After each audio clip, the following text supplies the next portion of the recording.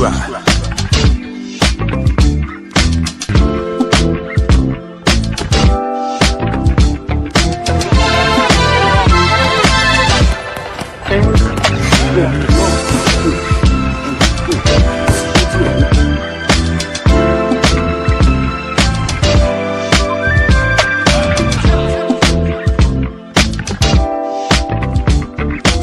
Subscribe to my guy, Uncle D. Tell him Big Bass sent you. Spurling. I'm an attorney here in Houston, Texas, an advocate for black men, largely because I am a black man. I'm a black father, I have black sons. Hey man, I do what I do.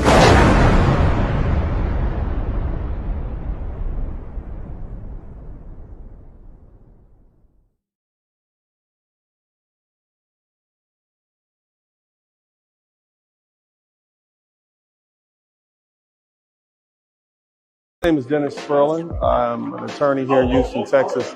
My mandate is to be an advocate for black men, largely because I am a black man. I'm a black father, I have black sons, and I want to make sure that the issues confronting black men are defended, protected, enunciated, spoke upon by black men who have a vested interest in the black community. And so my draw to the Black Manosphere, or YouTube in general, to use my voice, my wisdom, my experience, was solely because black men weren't being heard. But they're hearing us now. They're hearing us as to our issues related to modern relationships, politics, education, finance, and so many other things. And I'm extremely proud of these gentlemen. I'm extremely proud of the people who put this together. It is a wonderful event, and I look forward to attending in the years to come. Hey man, I do what I do. I say, here's my $250,000. I want this to air there. So I didn't have to kiss no butt. I know I wasn't. Damn sure ain't gonna put on the dress and wouldn't let my sons do it.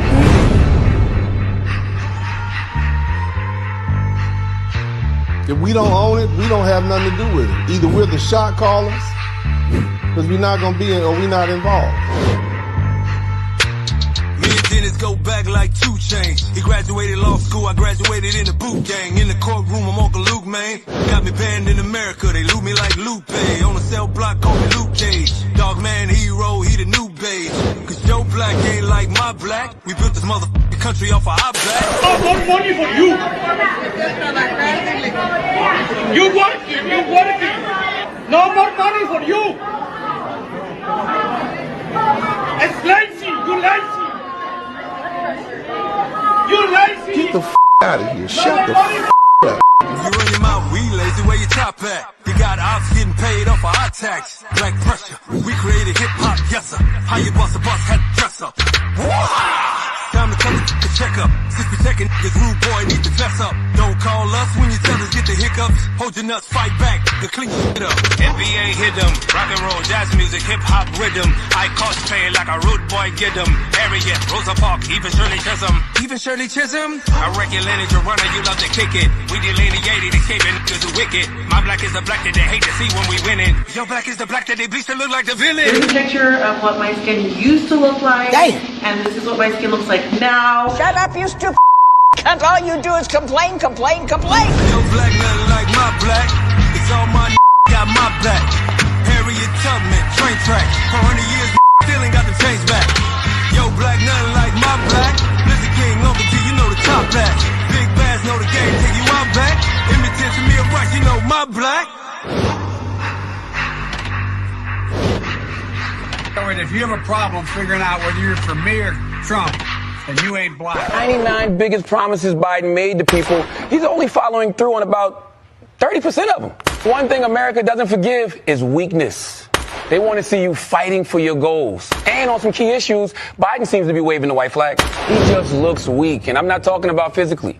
People want to see their president going to the mat to get what he wants. And it doesn't help that anytime Biden does take a strong stand on something, his staff comes out to say he didn't mean it. I'm up real early to fall for the same politics I plus Turley. If you talking ain't money, you need to burn it. Voting from the couch, watching Dennis and all the Spurlings. You with my earnings. How many times you gotta pull the same Democratic trick? Banana in the tailpipe. Since Obama like dreaming of eggplants and bananas, please tell him get his tail right. only the branch that can stand on business. I can give a damn about all the race. If you're scared, pick a grave and lie in it. Dealing with it, faced it.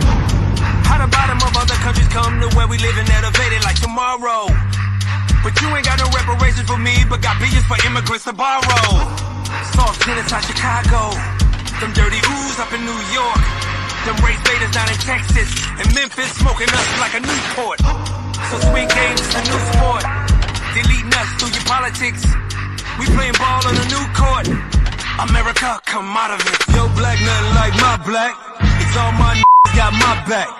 Harriet Tubman, train tracks. 400 years, still ain't got them chains back. Yo, black, nothing like my black. Listen, King, Uncle D, you know the top hat. Big bass know the game, take you out back. Imitate me a rush, you know my black. Just like a culture is like a computer program, there's a frequency by which things occur. And when you have a defective culture that is, and it's been like this since we were in the motherland, a divisive, argumentative, conflict-filled culture, there's always going to be opportunity for division unless you change the actual culture. Some of the brothers say you got to change the code, you got to change the actual culture.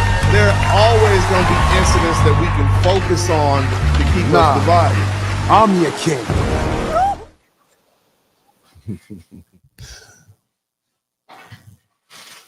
What's up? What's up? What's up? Welcome, everybody. Welcome to the broadcast. Thank you so much. I am so happy to be here again with you all. I am truly blessed to be able to be a voice in this vast sea of voices that you all listen to on a regular basis. I want to personally thank you all for coming through. I'm going in, how many years have I been here now? This is half a decade. So night in and night out, and we are just growing and growing and growing. And the thing is, the thing I'm most proud is that, number one, I've been able to maintain my integrity. I'm true to myself, what I do. I give you all facts. I try to tie in facts, and I'm honest with you all. You see, I don't just jump on the bandwagon, and I'm not one of these people that, rise the algorithm. If you understand, I'm not just going to jump on every hot story as soon as it breaks so that I can get a bunch of followers. Because what I really want is people to learn something. Everybody in the chat room type learn something. Somebody type learn something. And that's really what I'm into, because I understand that the internet is forever, which means that what I do today, people will be watching for decades to come. And so I want to definitely have things of substance for you all to relate back to. Well, anyway, family, as you know, my name is Dennis Spurling, and I am a podcaster. Someone recently referred to me as a social scientist, and I certainly do appreciate that. I don't have any formal degrees in that. By training, I'm an attorney. Technically, I'm an environmental attorney, interestingly enough. Other than that, I do have an extensive background in science, but no social science. It's really everything that I do. It really just comes from observation. But the one thing is you can validate my degree. Shout out to Grambling State University, where I got my bachelor's degree. Southern University Law Center, where I attained my first law degree, JD. And Tulane Law School, where I got my LLM, and they're all in the country. You understand what I'm saying? Like I didn't go to any foreign countries to get my degrees. I'm not knocking anybody who got their degrees from foreign countries, but I got all mine in Louisiana for the most part before I moved to Texas. And I actually went to TSU for a few years working on a couple of PhDs, but I was not able to finish that. I just had to get back to work.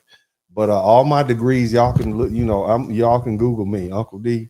You can call the dean right now. Y'all will see Uncle D is I'm validated, praise God, because I know it's a lot of YouTubers out there. They got degrees, but they I don't know. they say they have a lot of degrees, praise God. I'm not knocking anybody, but I'm telling you, y'all can find mine, baby. You can find Uncle D. I ain't go to the University of Haiti. I didn't go to the University of Haiti. The closest I got to Haiti was over there in Dominican Republic on that little street right there where them girls be hanging out. That's it. That's the closest I got. But anyway, let me not get sidetracked, man. Look, man, white people are malfunctioning. I want all the white people.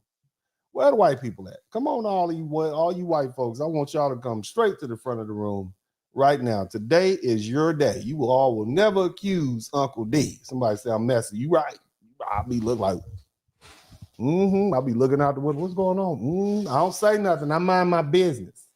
I don't get in nobody. I don't say names. I don't name names, but y'all know what I'm talking about. If you know, you know. Anyway, and I was shocked to hear that. I didn't know. I just believe people like, golly, I mean, why would you, make up that? I mean, whatever. None of my business. Ooh, anyway, but over here on the validated, the greed side of YouTube, where, our degrees are able to be validated and easily, you can go check me out. Anyway, I'm going to move on to the next subject. But, yeah, you white folks are gone. Y'all are crazy. Y'all just lost y'all mind. And what's going on in Minnesota right now? I mean, y'all have seen the videos.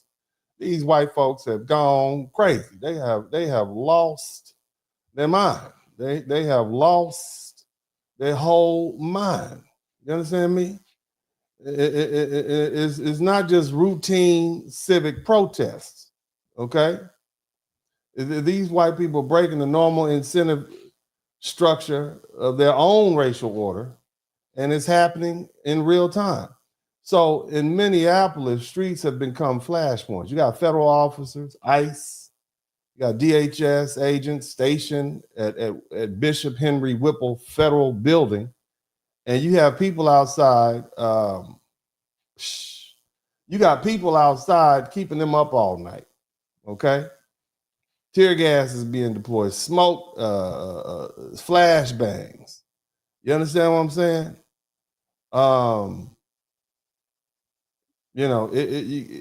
People are it's chaos up there. And this didn't start with Black Americans being hunted down and targeted by local police.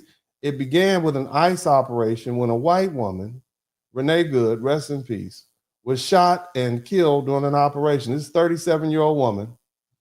And we saw it on video. I'm definitely not going to play it here because I certainly don't want YouTube to ban me for that. But, they shot her a bunch of times in her car. And the ICE enforcement agents, right, they came back with overwhelming force. And it's just crazy. You see what I'm saying? And but what's truly malfunctioning is a reaction of hundreds and thousands, mostly white protesters who've gathered not to de-escalate, okay? Not to de-escalate at all, okay? Not to strategize, not to check facts or pursue some orderly reform, but to surround the federal building, throw projectiles, assault the agents, and basically just escalate the thing, man. You see what I'm saying? And not just with signs and chants. They're throwing rocks. They confront federal agents directly. They're demanding ICE leave the city entirely. And, let me say this clear. There's no credible report showing any Black folks up there organizing, doing anything. We are not involved in these violent confrontations. We're resting. You see what I'm saying? Now, of course, you're going to have a few brothers and sisters up there somewhere, but the protests are dominated by white activists and agitators responding emotionally to these federal law enforcement agencies. And the city leadership themselves have publicly called, call for more. You see what I'm saying? And the crowd is pushing forward. And here's the thing. A lot of these folks, they had disputes with the federal investigators over access to the evidence and how the shooting is being investigated. The FBI said, we're going to take over. And the local authorities said, no, we want to take over. And the FBI said, no, y'all sit down. And part of the broader political conflict is that, this is not a spontaneous uprising in the Black communities like we're used to. And as tensions rise nationally, including from the president, this man is talking about invoking the Insurrection Act. This is an act that was around in the 1700s just to put these other white people down. And I mean, that means the military. That's military force on the streets of a major American city. And so the situation is basically out of control. And this is not black resistance. It's not about police shooting. And this isn't historically grounded in a movement born of decades of systematic oppression. This is white Americans disrupting order because federal agents enforcing American policy that's been on the books for decades, right? That's overwhelmingly affecting non-white people. Okay. And so now white people are pushing back against that. And look, these well-meaning white people, okay, arguing with white supremacist enforcement. All right. And no matter what you say, it is very racist what's going on. Now, look, again, many of the people who support my channel support what's going on. But we have to recognize that this is the targeting of black immigrants and brown immigrants and Asian immigrants. Okay, so let's just keep it 100. We can be honest and still support it. Okay, but it is what it is. And we're not going to run away from the truth. Now, see, here's the thing. This is not the first time historically that white people have malfunctioned. And when I say malfunctioning, I mean they're not towing the line of white supremacy racism. Whatever your politics, we can clearly determine just by looking at the videos that the people being targeted by ICE and federal enforcement in Minneapolis are black and brown, right? They're Somalis, right? And now, of course, we understand that we know that there are illegal white people from Canada and Europe in this country who've overstayed their visas and committed crimes. And nevertheless, that's a very small percentage. You can check the stats, okay? But we still don't see that being publicized. I had to search and search and search, and it took me weeks to find some white people being deported. And those folks were Cuban, you see? One from Canada. But there's very few. And that said, these white ICE protesters see what the rest of us see, and that's black and brown illegal immigrants being targeted disproportionately. And the media is playing the footage over and over again. And nevertheless, here's the thing: the removal of black and brown immigrants and the removal of non-white people, right? If you really think about it, you put yourself in the perspective of a white person, okay? That is in the interest and benefit of white people in general, okay? Let me run that back to you again. The removal of black and brown people from the United States, okay, is to the benefit of the proliferation of white people. And I'm gonna say that because having a white ethnic state ensures the genetic survival of white people, okay? And the removal of non-white people means white people can exist as an ethnic group without fear of being outbred, having resources taken away from them, or even being diminished through mating choices. So when I say white people are malfunctioning, it's this: they're protesting ICE as an institution whose enforcement disproportionately affects non-white people and structurally benefits white people demographically, politically, and socially. Now, I am not the first person who came up with that.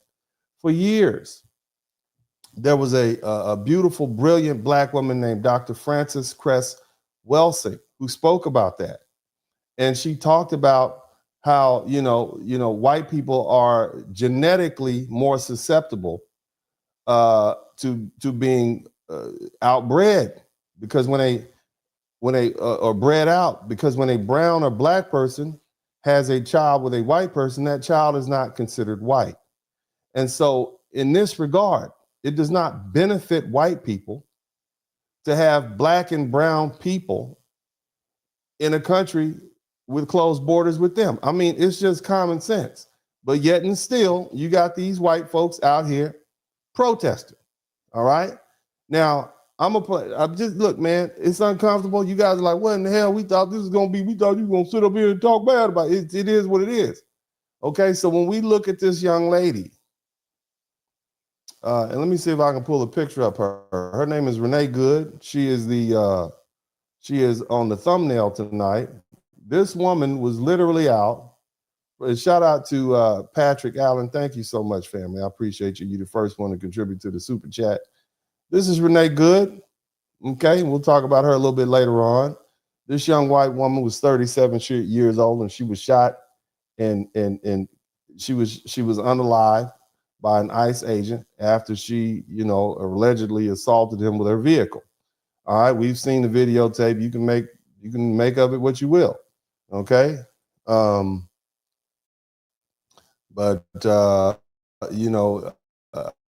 I think most people have pretty much passed judgment on that. This is her in her vehicle.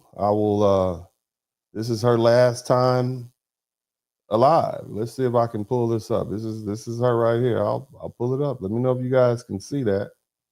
Okay. And again, like I said, I don't need to show the video. I don't want YouTube bearing down on me. But that's her right there. You guys seen the video? Boom, there she is right there. She drove off, and then apparently her wife told her, drive, baby, drive. That's what I heard on the videotape. And she drove, and she got a couple of hot ones in her. But nevertheless, a lot of black people have had a lot to say about this situation. And a lot of white people have had a lot to say about this situation. So we're going to go ahead and look at some of the videos. Now, again, I'm going to say it like this, and I'm going to say it again. I'm going to say a couple more times. We have to begin to give people grace. And I hope when we finish with this particular broadcast, you all will have a different look, because that's all I try to do. I try to give you the truth. I try to give it to you in a way in which you can understand it. For the most part, let's just go ahead and take a look at some of these videos. Y'all hit the number 1 button. Let me know that you can hear me clearly. We'll check this brother out. Hit the number 1 button. I'm from the Show Me State. They showed her and put some holes in her motherfucking face. And now that bitch ain't got shit to say, and her kids are never gonna see their mom again. Why? Because she made a stupid motherfucking move. If it was a nigga, you'd have just said, that's a dumb nigga. He should have complied. Well, that was a dumb white bitch, and she should have fucking complied. All right. Excuse the language. Now, some of you all may feel that way. I believe that's a bit of a harsh take. Okay. I would never say that about this woman, but let's keep listening to what people have to say. Y'all knew it was coming. So here it is. I'm going to tell you, fuck your feelings. Facts is facts. At the end of the day, I don't want to hear, oh, she had 3 kids, or she had a 6-year-old. She was a good mother. She wasn't considering any of that when she got her ass behind that wheel and started operating it and drove it at a fucking federal officer. Facts. I didn't say facts. So this is pretty much what you all think that young woman was foolish. You think she was misguided. That's pretty much been the consensus that I've heard from a lot of people. And I think by the time we finish, folk might have a different take on it. Let's keep listening. You woke up, got dressed, brushed your teeth, and said, let me go outside, find some ICE agents, and let me go obstruct some law. And let me go act like I'm fucking Superwoman and could beat up ICE agents. And let me go block the road with my car when I see ICE agents and don't let them out. And then try to run over them when they come at me. And now I'm unalived. When I wake up in the morning, I don't wake up in the morning looking for ICE agents, You don't. I really don't. Now, I will say... All right, you hear what people are saying. It's very harsh. There's not a lot of understanding for what this woman was doing. Okay. And, I get where you're coming from. I'm just laying the foundation. This is what the people are saying, and we're going to deal with it. Okay. We are going to deal with it. Let's listen to this brother. Testing the mic. Let's go. Right, who was in the wrong with that Minnesota lady that lost her life. I'm not going to argue with y'all tonight, but I do know one thing. Y'all don't care about y'all kids enough like I care about mine. I'm not putting my life on the line for no stranger. I got somebody depending on me. My family's depending on me to come home every... All right, now I'm gonna start. You know, I know you all don't like when I interrupt. I know you all like me to let the people finish talk. You heard what the brother's saying, and I'm not gonna put my life on the line for people that aren't my family. And so here's the thing: there was a lot of people that put themselves on the line for Black people during slavery, particularly those people who were conductors of the Underground Railroad. A lot of those homes that we hid in were owned by white people. And because of the Fugitive Slave Act, which I will talk about later, they had a lot to lose. There was a lot of, there have been a lot of white people who've spent a lot of money financing legal, sponsoring litigation that helped us get to the civil rights movement. Thurgood Marshall didn't have any money. He might have been a litigator, but he didn't have money like that. The whole NAACP Legal Defense Fund was sponsored by white people. Okay, so I just want y'all to keep that in mind. And a lot of people had a lot to lose, but okay, I'm just saying. And some of y'all are like, oh well, it was different. I'm gonna hit that too. Look, I'm not here to make you comfortable. I know some of y'all like me. You're gonna unlike me tonight. You're gonna be mad because I'm gonna tell you the truth. And I'm gonna give you the historical context on it, fam. We're gonna have a honest conversation. See, if you're gonna feel the way you feel, you're gonna feel honestly. You're gonna have to work around. It's not gonna be easy to maintain that. I'm not gonna let you be on this page and live in ignorance. Let's keep listening. Every day. I'm not putting my life on the line for no strangers, yet alone people that's not even from here. Mm-hmm. If somebody told me ICE is coming to my city, which has already happened, I'm staying out the way. What do I look like going in the streets trying to protect people that's not even from here? Or whatever the situation is. They could be from here. I'm still not protecting a stranger in general. I got people depending on me. Don't forget that. So in this situation, they say ICE is coming to your city in Minneapolis to figure out what's going on with this Somali fraud. Thank you. Why in the world would I need to hit the streets and stop that? I don't know. I just know it don't seem like y'all care about y'all kids enough. I don't need my child to be fatherless. And I definitely don't need him to understand that he lost his father because his father was out there defending Somalis. There's a lot of pissed off people when I say this, and hear me good. There's no way I could ever be an ICE agent because I'm sparing nobody. And I hate to say that because I am not a person that, condones violence. But this is what I'm not going to do. I would never kiss my husband, kiss my wife, kiss my kids goodbye, go out and, do my job because I'm trying to be a productive member of society. And I'm met with bricks being thrown at me, people spitting on me, people trying to run me over with their car. And when I defend myself, then it's look at the Somalians protesting, marching, or raising money for her family, or taking care of the funeral expenses, because we know y'all got the money. We know y'all got the money. It ain't a secret no more. So I'm just trying to figure out why y'all didn't take care of that girl and her family, man. Because the only reason why she was out there doing that was to protect y'all from ICE. As a lawyer, it's 2026. I'm going to voice my opinion. I don't care what nobody feels or what they got to say about what I got to say, because the truth is the truth. Continue listening. That girl brutality. Look at these animals. Ain't no way I'm sparing anybody. Absolutely the hell not. It's mind-boggling that you have people that legit are saying kill ICE agents, dox ICE agents, and they're not supposed to do anything back. That's why I'm not in law enforcement, because I promise you I would spare nobody. Absolutely the hell not. No, absolutely not. Funny how silence works.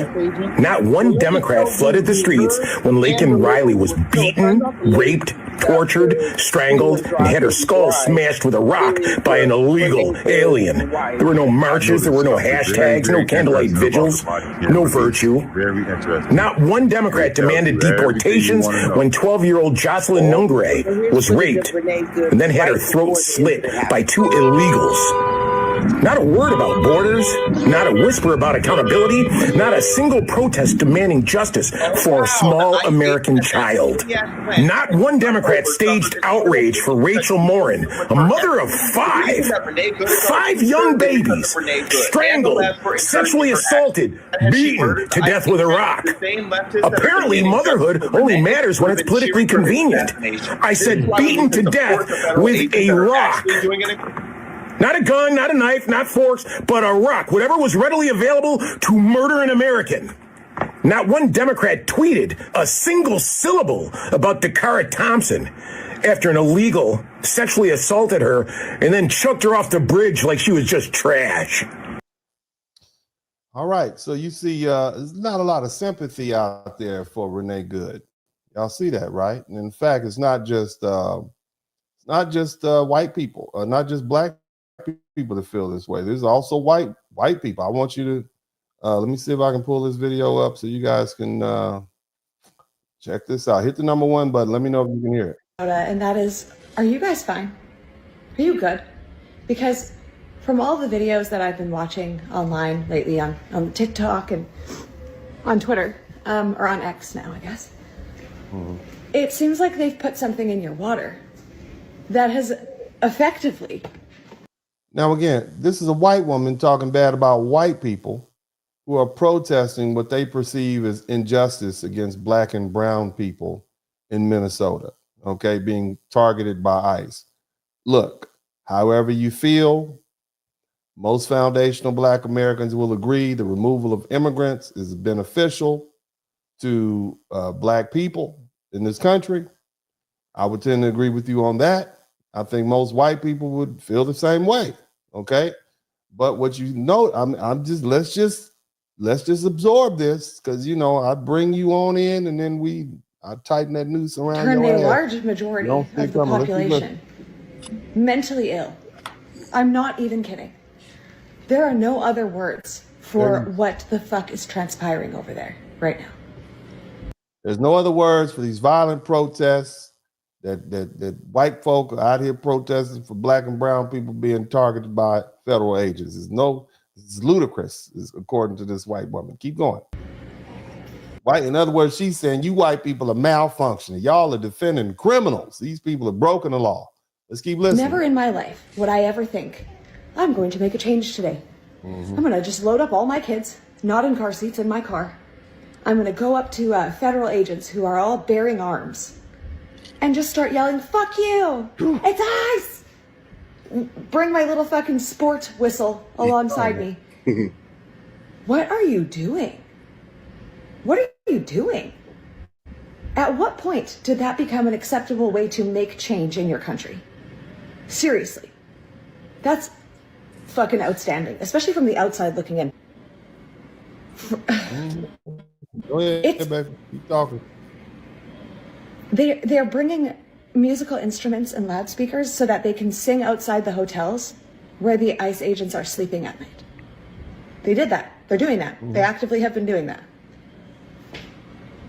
I just have one question, one basic question. Do you guys understand what sleep deprivation does to people?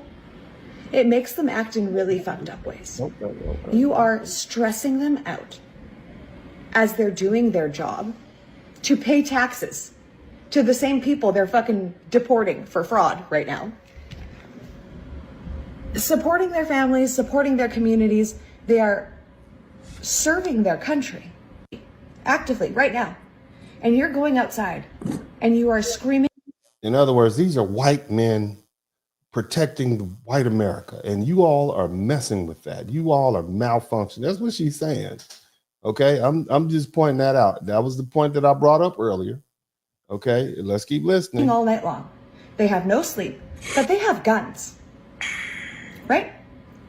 So if what transpired the other day, everyone's like, oh, it shouldn't have happened. Okay, I agree. No lives should have been lost. That, whatever.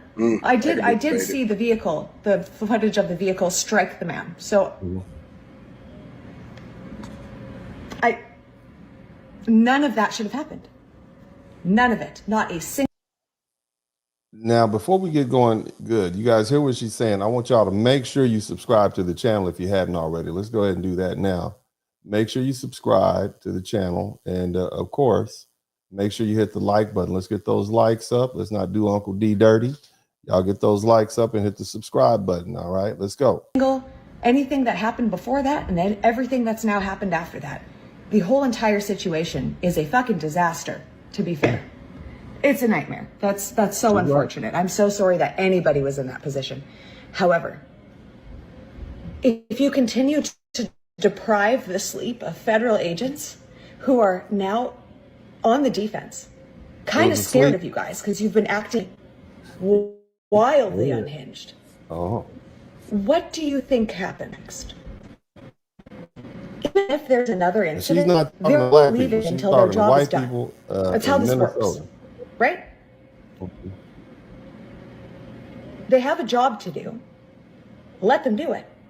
They have been followed around by upwards of 150 fucking reporter cameras. People, why would you show up and follow these people while they're actively arresting people? You have no idea the mental health status of the people they're arresting. Granted, I'm sure the people in the crowd are far worse off. That's just out of my own observation, so perhaps I saw it wrong. But people are bringing their kids to these things. Active arrests of dangerous people. Some of them are, some of them are not. Criminals. She's saying criminals. They're trying to arrest criminals. You're endangering your children by bringing them around these criminals being investigated. Keep listening. It would be a really great day for you if you attend the one that they're not. But what happens when they don't want to go back? They don't have any fucks to give and they open fire on everyone and your kids are there. So either they're going to watch their parent get injured, they're going to see a massacre, or they're also going to get injured. Why would you bring your kids there? Like,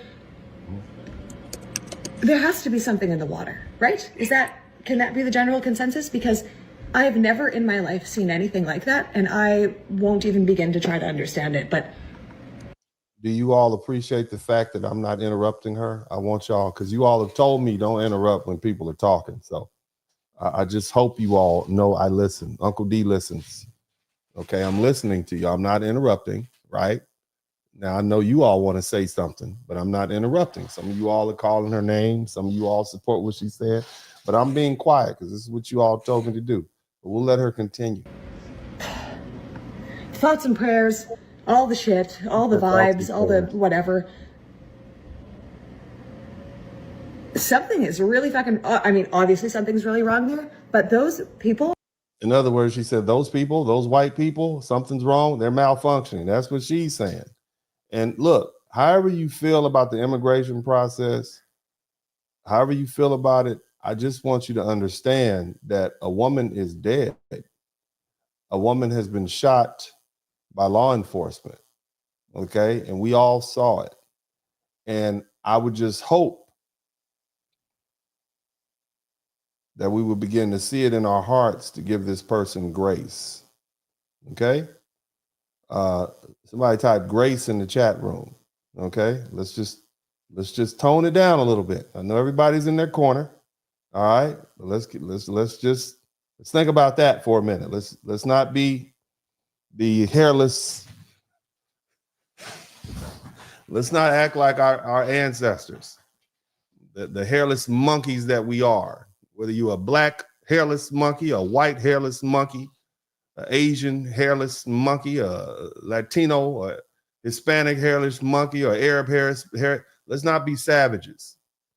Okay, let's not show our true colors. Let's try to be gracious. There's a person who has been killed, whose children are going to grow up without their mother. I'm just saying, family, I take life seriously and I take death seriously, but we're going to continue listening.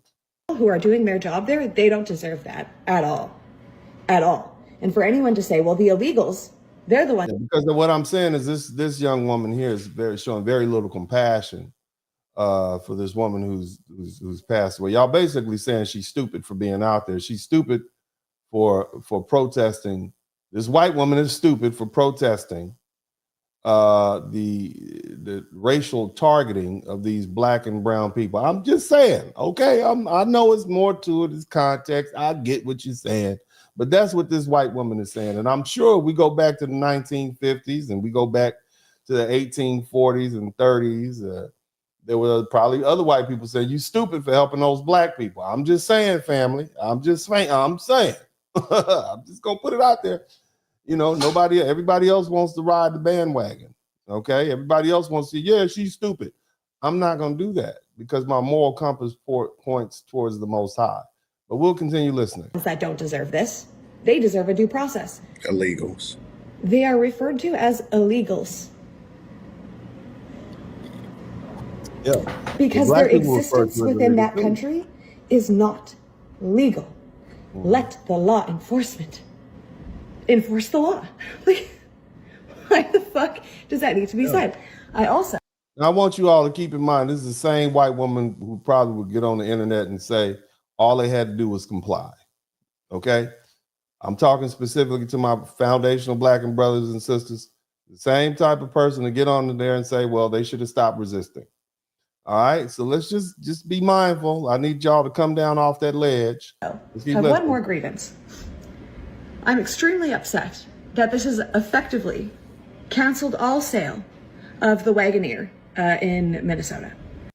She's upset that she can't get a Wagoneer. Not that a woman is dead, but that a Wagoneer. Because the cops are using the Wagoneer, so they can't get Wagoneers. Otherwise, these pesky protesters will follow. I just want you to understand. I mean, let's just look at it for what it is. You don't have to like what I'm saying, but these are the facts, right? So if anybody in Minnesota right now would like to sell me their Wagoneer, I'll take it, but at a very discounted rate because... That's her primary concern. She can't get a Wagoneer, okay? Makes sense. All right, everybody's entitled to their point of view. Let's move on to the next, let's see what else other people have to say. All right, y'all hit the number 1 button if you can hear me clearly. Shot in the face by the ICE agent? Well, let me show you who her and the liberals were protecting the day that the ICE agents were just trying to do their job. This guy's name is Muhammad Abul Qadir Yusuf, and he's a Somalian illegal alien sex offender that lived in Minneapolis. He was previously convicted of first-degree criminal sexual assault for forcing his victim to give him oral sex multiple times back in 2016. He's also been arrested for first-degree assault, and he has an active warrant for obstructing justice in 2024. ICE says that they previously tried to arrest him, but the landlord of the building blocked him from getting to this sex offender. So they had to launch a targeted investigation to arrest this guy, and it costed the taxpayers more money. And this is who leftists are putting their lives on the line to protect. So next time you feel like taking your car and blocking off a street, make sure you're not blocking the arrest of a sex offender. Fair use. Now, again, he's basically saying these are criminals. Why is this misguided, well-meaning white woman protecting criminals? Somebody type well-meaning white people in the chat room. Somebody type well-meaning white people in the chat room. Why is this white woman protecting some black criminal? Putting her life on the line for some black criminal. I'm just saying. Go ahead. And maybe next time you will go home alive. Fuck out of here. So it's her fault, right? I'm just saying. This is because see, you can keep listening and listening and listening. At some point, you're gonna start saying, "Hold on a minute, this may be a little bit too far here." That's kind of, you all don't have to like what I'm saying. Okay, you don't have to like what I'm saying, but I'm saying what I'm saying. Let's see if we can get there's this other black people who have a lot to say. Let's see what this fella has to say. Hit the number 1 button if you can hear me clearly. ICE agent that maniac wench tried to run over suffered internal bleeding because she hit him with her SUV. The reason that Renee Good is on a t-shirt is because of Renee Good and the left for encouraging her actions. Had she murdered the ICE agent, the same leftists that are demanding justice for Renee would have been cheering for his assassination. This is why we need to support the federal agents that are actually doing an incredible job, as well as the corporations that stand behind them like America First Healthcare, the only healthcare company that is taking the liberty of exposing corruption throughout our country. Okay, he's doing a commercial, but you heard what he had to say, right? I hear very little compassion. I'm just saying, I don't hear giving anyone Very any grace. interesting about the body cam release. Very interesting. And it tells you everything you want to know. All the footage has been released except for the camera of the wife. Her camera, watch the body cam video. Her camera was on the officer the entire incident. But Democrats won't release her footage. I know why. Her footage disputes every lie the Democrats have told about this incident. Every lie. And I notice people have made this very political, to subpoena her footage. You know? Game over. And, you know, again, family, I'm a compassionate person. You know, I see things for what I see. A woman who's died. I see a woman who died for what she believed in. Okay. That was Screaming Drive Baby Drive is Renee Good's wife. I just thought it was somebody that was on the scene, eyewitness or bystander. In the video, she is seen completely freaked out and she's completely blaming herself. Good's wife could be heard saying, "What did I do? What did I do?" Her wife was going through it. Let me play the video.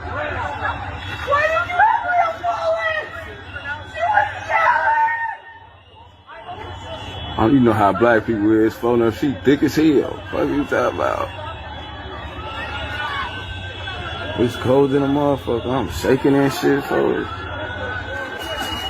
So you don't got none of her family members or anybody number? See, the reason the wife is probably screaming like that was because if you listen to the original video, you can hear her in the background saying, "Go, baby, go," you know, or "Drive, baby, drive," something like that. Thank you all.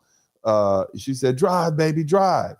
And now her saying that, you know, has a lot to do with maybe inspiring her wife to drive. And keep in mind, these ladies were in a lesbian relationship, so that's why I'm referring to the wife as a wife. That was her wife. Okay, let's keep listening. Do you know anybody on her Facebook?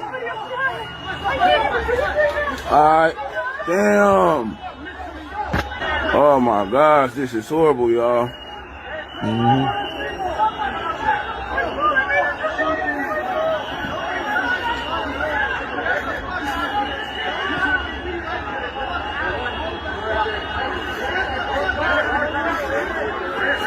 not pointing fingers, but when you telling your wife, "Drive, baby, drive," that was her first mistake. She should have told her, "Babe, get out the car." From the moment ICE agents pulled up, you can see her agitating, egging them on. It's okay, we don't change our plates every morning, just so you know.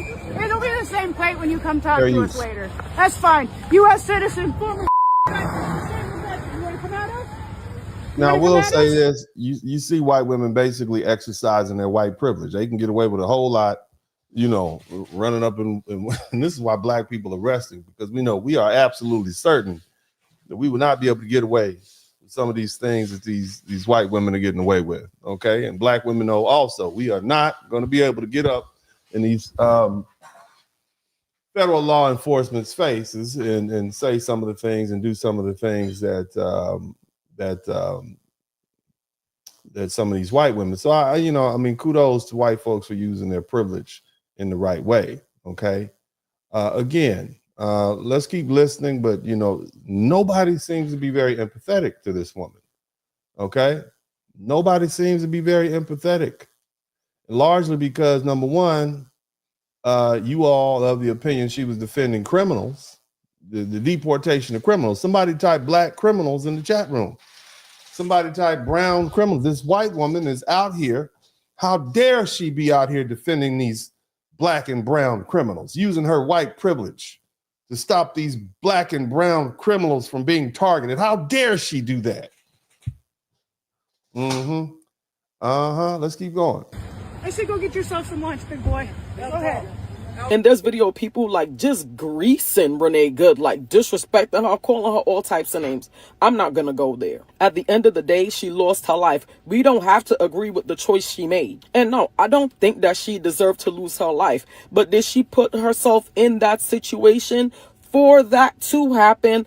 Yeah, she did. And according to reports, Tim Walz has the National Guard on standby. The Guard's role, as prescribed by the governor's office, is to help protect the public safety and infrastructure and support peaceful demonstration, not to interfere with or block federal law enforcement operation. I'm so curious to see how this goes.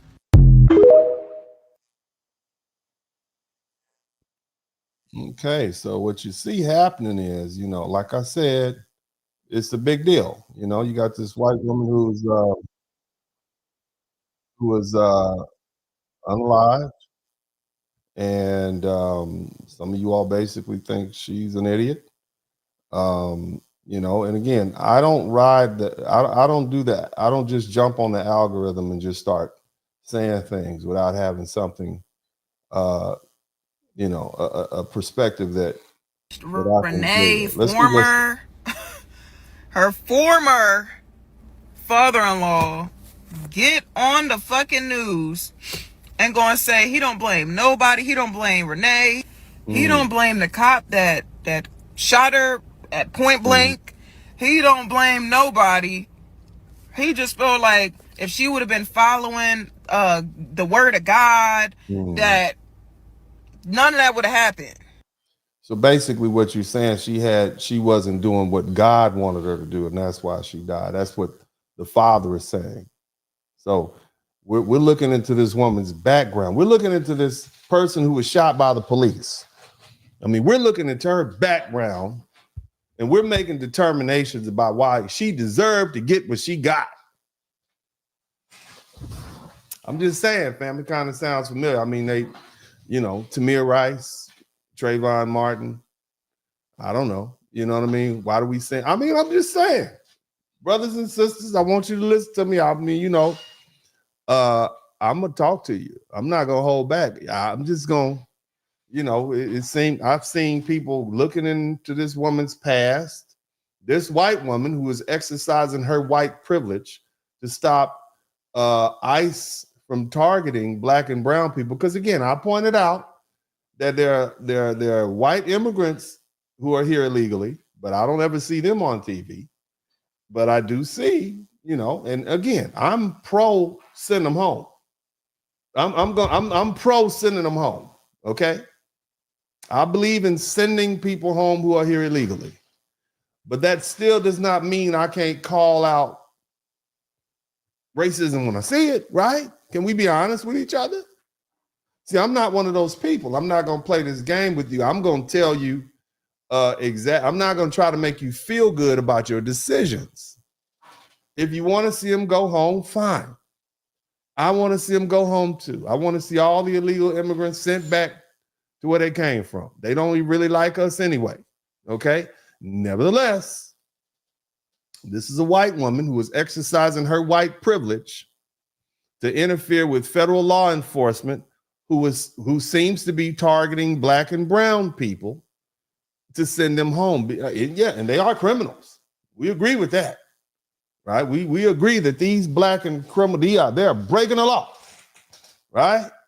And so now you have this young sister here who's looking into this woman's background or basing her assessment on what the father-in-law had to say about father-in-law, meaning the other her lesbian. I don't know how this is working out because the woman has 3 kids, but whatever. Maybe she's just a recent convert to lesbianism. I don't know how lesbianism works, but I'm assuming she got 3 children.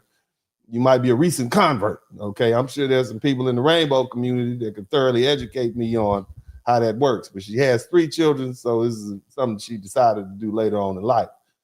But bottom line is she was, now you're saying she wasn't Jesus enough. She didn't have her Jesus in properly. Okay. But let's keep listening. Everything happens for a reason. If you really believe in God, everything happens for a reason. Everything. There was no way to prevent that. That's honestly. But if we really talking about God, we could really talk about it. But for you, God is God's fault, y'all. I'm just saying. Because, to me, it seemed like a lot of people jumping through a lot of hoops to blame this woman who was exercising her white privilege in an attempt to protect black and brown criminals from being targeted by federal law enforcement And now you have black people on the internet saying it was God. She was a lesbian, and therefore God punished. That's what it sounded like. Because I remember back in 2005, when I lost all my shit in Hurricane Katrina, and there were people who were saying, well, you know, you lived in New Orleans at the time, and New Orleans is Sin City, and that's the Lord sent Hurricane Katrina to wipe you motherfuckers out. I remember that on the internet. Praise God. Excuse my language, but you know, that's what I remember. It was the Lord's fault. You know what I'm saying? We were being punished because, you know, New Orleans had Mardi Gras and all that. I'm just saying. Let's keep listening. You just sit there and not take accountability for what happened. It's just like, it's disrespectful for one. Two, if you're the former father-in-law, why are you even speaking on it anyway? Like, it's not your place. You're right. It's not your place. I don't know what's going on. You know what I'm saying? But nobody really can't quite get a fix on this, man. Let's keep listening. Good right before the incident happened. Cutting up. Look at her out here cutting up. There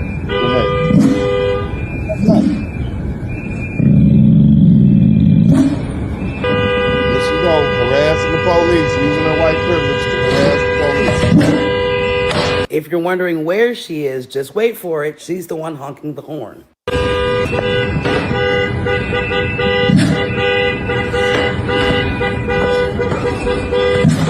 And she is absolutely in the middle of the road while honking her horn.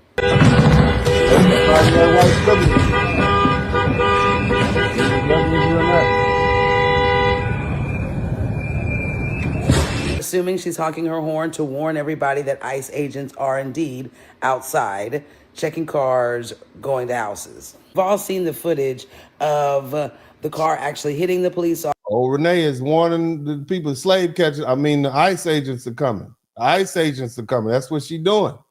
Okay, she's warning the brown and black people that the ICE agents are coming to get you. All right, that's what she's doing. Let's keep listening. Officer, him shooting twice, him saying a bad word or two. We also saw footage from a camera far away that showed the car, in fact, contacting the ICE agent. And now I just saw a video, which I took a clip of this lady's video. Thank you so very much, honey. The reaction of her wife after all of this is done. Hey, was you riding with her?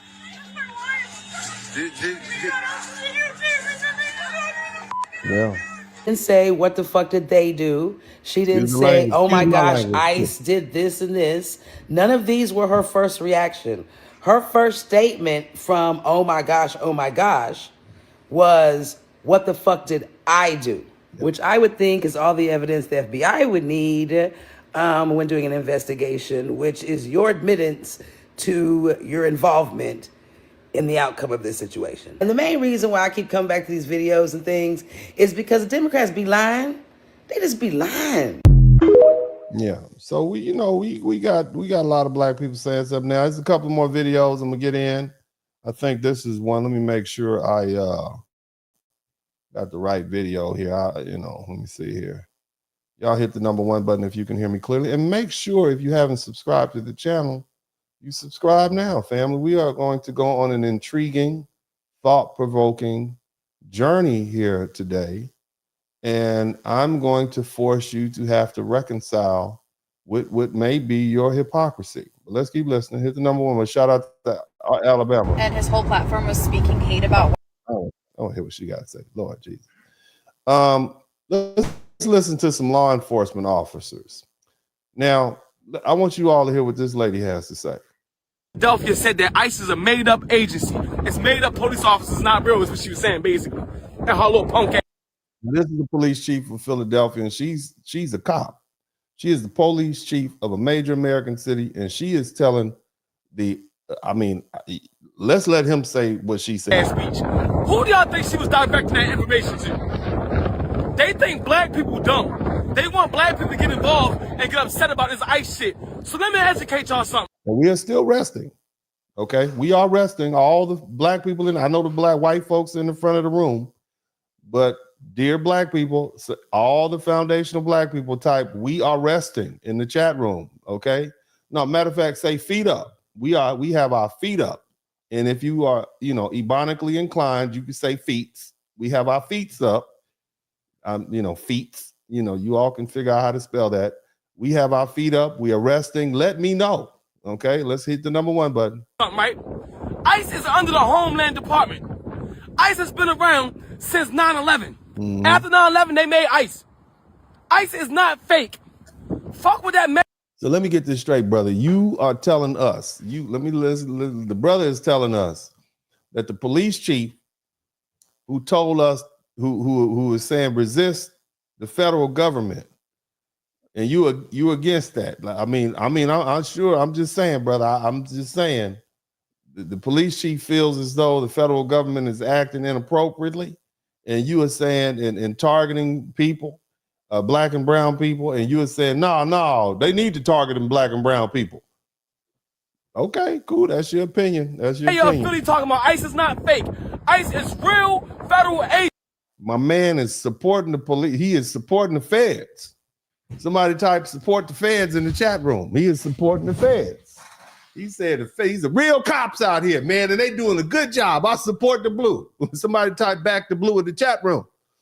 Somebody type back the blue in the chat room. That's what he's saying, right? Back the blue, right? Somebody type back the blue in the chat room. That's what he's saying, right? We back the blue now, right? We back in the blue, right? The Philly cops, we back in the blue. Say that. Put it in the chat room. Back the blue. That's what the brother is saying. We support the feds. Only black people only. We support the feds. We back the blue. That's what we saying, right? Let's keep it pushing. Black people, do not attempt to do what that white bitch did, because you'd have been got shot. Now, again, excuse his language, and the white bitch he's referring to was exercising her white privilege to protect black and brown illegal immigrants who are criminals from being targeted by federal law enforcement, by obstructing the federal law enforcement. So this is the white bitch that he's talking about. The white bitch who was trying to stop the cops from targeting, federal cops from targeting black and brown people who she felt were being targeted unjustly because of the unfair law. These criminals, these black criminals, these brown criminals. Well, actually, that's Minnesota, so she talked about these Somalians. So this brother right here is saying that white bitch she should have never been trying to stop the cops from supporting, from targeting these black men and women. Isn't that what he said? Isn't that what he's saying? Back to blue? Isn't that what y'all saying out in the chat room? Huh? That's what y'all are saying. Yeah, keep going. Let's go, brother. Like I know, when the police tell you to get the fuck out the car, you get the fuck out the car. Yeah, you comply. You hear what he's saying? What he's saying is you should have complied. Stop resisting. Y'all type stop resisting in the chat room. Stop resisting in the chat room. All you had to do was comply. That's what he's saying, right? Is that what they said to Timir Rice, little 12-year-old boy? Huh? I'm just saying. Isn't that what they tell? I'm just saying, family. I've heard this rhetoric before, and I'm just, it's interesting. Yeah, you buddy. Some uppity black person, and you some white liberal, I guess. I don't know. But when you black, and you from the hood, and the police get surround your car, and they tell you to get the fuck out, what do you normally do? Run. you run, nigga. You know you're supposed to run. I'm scarring my language. Excuse me. Y'all just comply all the time. You saying you comply? Come on, brother. You ain't never ran from the police? I done ran from the police. Okay? So you saying you never run? I ain't running nowhere now. I'm talking. So you saying, brother, that all she had to do was comply. That's what you say. All this white woman had to do was comply. She wouldn't have got shot. Is that what you saying, bro? Is that what you're saying? I mean, because what about the other brothers that be getting shot? Because sometimes we say, well, they're not complying because they're afraid for their lives. Isn't that what we say? And so you said all she had to do was comply. I mean, golly, this Woo-wee. Are we, where are we? where are we? Huh? Where are we, brother? All she had to do is comply with the ICE agents. Is that what you said? Y'all type just comply in the chat room. You get the fuck out. Because if you don't, what happens? They take you up out that car and they whoop your ass. And if they can't take you out the car because you put your fucking foot on the gas, they gonna shoot that motherfucker. And y'all know that. So stop playing games. What happened? Stop playing games. He know what's going. He's speaking from personal experience. His brother know what's happening. Come on, white lady. Somebody said Uno reverse, bro. Hey man, that's the comment of the year. Uno reverse, right? I never heard black people talk like this. I never knew this many black people supported the police. You got a white woman out here trying to protect black bodies, and you N-words are telling her now she should have complied. That's why she got shot. That's the same stuff they tell us. Y'all some hypocrites out in this piece, man. But anyway, I digress. Let's continue with the broadcast. That's a common thing. It's a common That's common thing to me. Yeah, And my I know. reality as a black man in America, that shit is common. And yet you have no compassion for this white woman. You have no compassion. I'm just saying. Somebody type Uno reverse in the chat room. Somebody type Uno reverse. Go ahead. If the police say get the fuck out of the car, you get the fuck out of the car, or you get problems. You know you ain't getting the fuck. Why y'all pulling me over for? Why you pulling me over? You know you ain't getting. Come on, stop it, brother. Stop it. And if you push the gas and another officer gets hit, that becomes attempt murder. You cannot use that. Now they're saying you use the vehicle as a weapon, and they are going to open fire. My brother need to be a lawyer because he know all the laws, bro. You know all the laws. Keep hitting the bird. Fuck is y'all talking about? Reverse in the So chat that room. police and chief bitch is trying to get black people excited. Don't get gassed up, nigga, because you will get shot, you will get locked up, and they will have no sympathy for you. There will be no marches for you, nigga. Damn. He being honest. You're right. Don't let that he talk about the police chief of Philly. Let's listen to another police chief, and then we're gonna carry on with our broadcast and get down to the nitty-gritty. Listen to what this brother got to say. Y'all hit the number one button, Mike. Thank you. That's just common sense. Let me make this clear. Federal agents, ICE, HSI, are officers. Yes, they are. They are agents of law enforcement. Shout out to Dre Harden.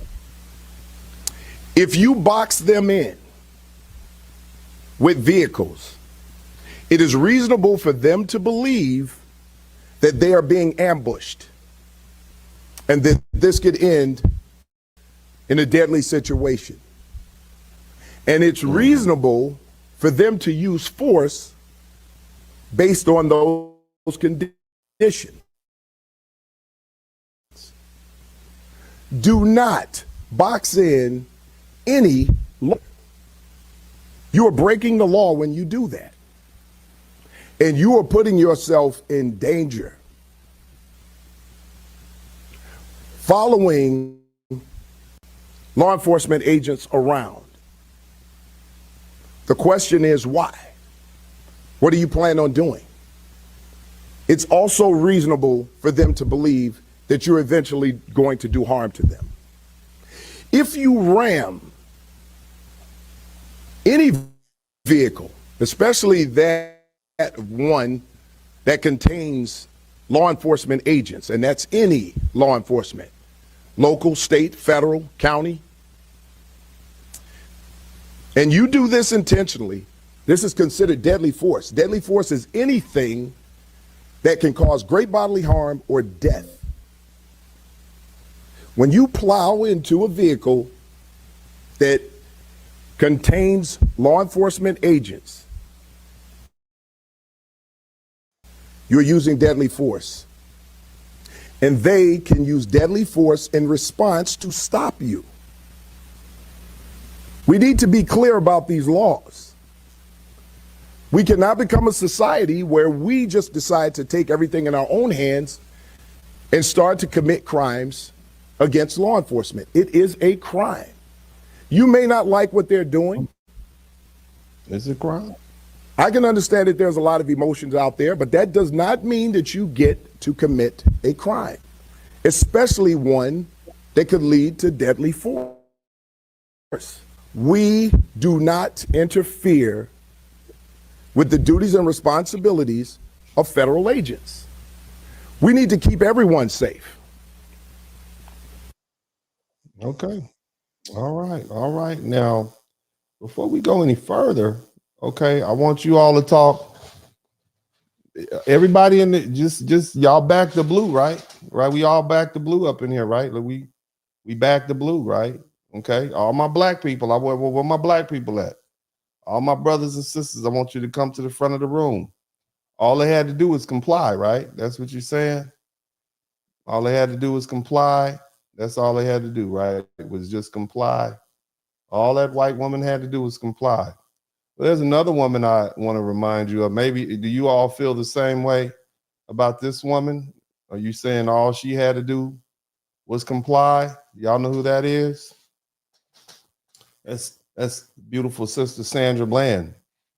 Y'all still feel the same way about her? She was just driving down the street. She got pulled over. All she had, is that what you all are saying? All she had to do was come. Y'all back to blue, right? Y'all still back to blue? What about her? You back to blue on her? Do you? Do you still back to blue? I'm just asking questions. You know, Uncle D love you. I just have questions. That's all I do is ask questions. I'm just here to ask questions. I just want you to tell me. I need you to tell me. You know, Uncle D don't ride the algorithm. Uncle D got his own money. If you like what I have to say, you learn something, cool. I don't care, but I'm just saying. So what about this lady here? Did she all she had to do was comply to? Maybe y'all feel the same way? Somebody type Uno reverse in the chat room. Oh, that's Breonna Taylor. Somebody type Breonna Taylor in the chat room. Do you feel the same way? Police came and her out, shot her up. All she had to do was comply too, right? All she had to do was comply, right? Right? That's how y'all feel, right? Because I mean, I've heard they said the same. The white people were saying the same thing about Breonna Taylor that you all are saying about Renee Good, and it's not just you all. I'm just saying. But you know, this is a broadcast. It's typically geared to black people. Okay. What about this lady right here? I want you to. This beautiful sister. She was just had called the house. She called a police officer because she some disturbance outside her house. You understand what I'm saying? It was a disturbance. This beautiful sister right here was just in her kitchen. Sister was in her kitchen. And the cops just shot her down in her kitchen. He said he felt she was putting some water in he told her to take the water off the stove. And she started moving the water from the stove to the sink. And he said his life was threatened. He shot her. So all she had to do was comply to. I'm just saying, family. I'm just asking questions. I just have questions. Because, you know, we ain't really got started yet. I mean, I'm just asking my black brothers and sisters questions. I just have questions. And again, I'm all for sending them home. You all know I'm a staunch supporter of sending them home, but I'm not a staunch supporter of hypocrisy. And if I'm gonna call y'all on your hypocrisy. This sister right here is from my hometown. Okay. You know, she called 911 because there was some domestic violence going on, and she ended up getting shot by the police. She had just not called the police. What do we do? Somebody keeps saying, "Oh, well, this is different." How so? How so? How so? How so? I don't understand. I don't understand. Maybe y'all can help me understand as we proceed through this broadcast. Maybe that's it. Because, you know, I'm just saying, I just have questions.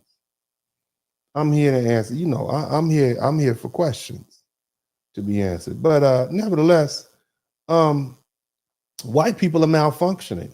Okay. And this is not, and you know, like the young lady that I put up earlier, Miss Renee Good, this white woman, she clearly malfunctioned, right? We can all agree with that. She's malfunctioning. And it's not the first time white people have done something like this, okay? And so, you know, before we pretend that Minneapolis is unprecedented or that this behavior is somehow new, we have to go into the history. Whose history? Our history. I'm talking about foundational Black American descendants of slaves, because white people have malfunctioned before, and when they did, other white people tried to kill them for it. Prime example. Do you know who Cassius Clay is? Somebody type Cassius Clay in the chat room. All my educated Black people that got your degrees in Black history sciences, type Cassius Clay in the chat room. Who knows who Cassius Clay is? I'm going to give you the whole name. Maybe this is a hint. Cassius Marcellus Clay. Who is that? Huh? Who is Cassius Marquette? This is the look, who is Cassius Marcellus Clay? Huh? Who is Cassius Marcellus Clay? Y'all know who that is? Huh? Y'all know? No, you don't. Stop lying. This is Cassius Marcellus Clay right here. See this very white man right here? That's Cassius Marcellus Clay. Okay, now before anybody get confused, I'm not talking about the boxer. I'm talking about a man. I'm talking about the man the boxer was named after. Cassius Marcellus Clay was born in 1810 in Kentucky, in deep slave country, and he was in one of the wealthiest slave-owning families in the state. His father owned slaves. His family was politically connected. He had to hook up. This man had every incentives to stay quiet and stay rich and stay on cold with the white supremacy that was popping off and making him rich. And he did not. Cassius Marcellus Clay went to Yale. And while he was there, he heard somebody named William Lloyd Garrison speak against slavery. And at that moment, it changed his life. He didn't just disagree with slavery. He privately, and he became open. He an open militant abolitionist in the South. White man malfunction, rich white man malfunctioning. And let me be clear about what that meant. This meant a white man in racist Kentucky publicly opposing slavery in the early 18th century, not for profit, not for politics, but because he believed it was wrong. And the response from other white people was what? They got violent with him. Somebody hit the number 1 button. I don't know if y'all still, did I leave? Did y'all leave? Don't run from this. Huh? So in response, other white people got violent. They tried to kill him. And I know this is going to get demonetized. So if you all don't want to contribute to the Super Chat, the Cash App, and the PayPal, that's fine. We ain't going to make no money on this. But the bottom line is other white folks said, you are malfunctioning and we're going to get you up out of here. They tried to kill him. In 1843, they hired a gunman, okay, shot him in the chest, point blank range. And the only reason Mr. Cassius Marcellus Clay lived is because the bullet struck the silver tip scabbard over his heart, little something he had over his heart. And after being shot, he rushed the attack. He didn't fall down. He rushed the attacker. It's a bad white man right here. This is a bad white man right here. Okay? He stabbed him up with a bowie knife, split the man's face open, nearly killed him himself, and had to be physically restrained from finishing the job. That was assassination attempt number 1. He kept going. In 1845, mind you, slavery didn't end in 1865. 1845, Clay started an anti-slavery newspaper in racist-ass Lexington, Kentucky. Excuse my language. Excuse my language. Guess what he called it? Guess what he called it? The True American. And within a month, white mob said, you know what? You're malfunctioning. And they threatened his life. It didn't matter how rich he was. It didn't matter what school he went to, Yale. Didn't matter who his family was. The man had to barricade himself in his office. He armed himself because he kept that thing with him. He kept that tool with it. And he literally installed cannons inside the building to defend himself. He had a corridor, okay? You had to come down that corridor, and as soon as you open that door, boom, cannon got you. Talk about 2A. Somebody talk about 2A. You know Uncle D support the Second Amendment. I support the Second Amendment, family. Okay, I'm 100% one. Yes. And the Second Amendment did not just limit to pistols and rifles. Okay, cannon. Nevertheless, a mob of 60 white men who thought that Cassius Clay had malfunctioned, they thought it was a good idea to storm the place. Okay? They thought and seize his printing presses. And that's what white people do to white people who malfunction. And he survived another assassination attempt in 1849, where he stabbed a political opponent during a violent confrontation because the man later died from the wound. You see, but still Cassius Clay didn't stop. This is what this man did. He killed and was almost killed because he believed that these black people who were legally bound to slavery, it was the law. And hell, it was at that time, it was illegal for you to run off as a slave. This man was breaking the law. This man was supporting black folk breaking the law. He was supporting black criminals. Somebody type black criminals in the chat room. That's what we're talking about tonight. White people supporting black criminals, aren't we? Come on now. The man, let me tell you how real he was. He freed his own slaves. Didn't I tell you earlier his daddy was one of the richest slave owners in Kentucky? He went to Yale. He was so real about his. He wasn't about just talking the talk. He walked the walk. He freed his own slaves. He funded and founded a college, Berea College, one of the first interracial colleges in the South. This is a bad MFer. It's 1849 and you got an interracial college in the South? Woo! And here's the other thing you got to understand. He was a founding member of the Republican Party in Kentucky. If you all don't recall, the Republican Party was pro or anti-slavery at the time. He became very close friends with Abraham Lincoln. You can't tell me he wasn't talking to him. Everybody always say, Abe hated N-words. Abe was, this man had all these people in his ear.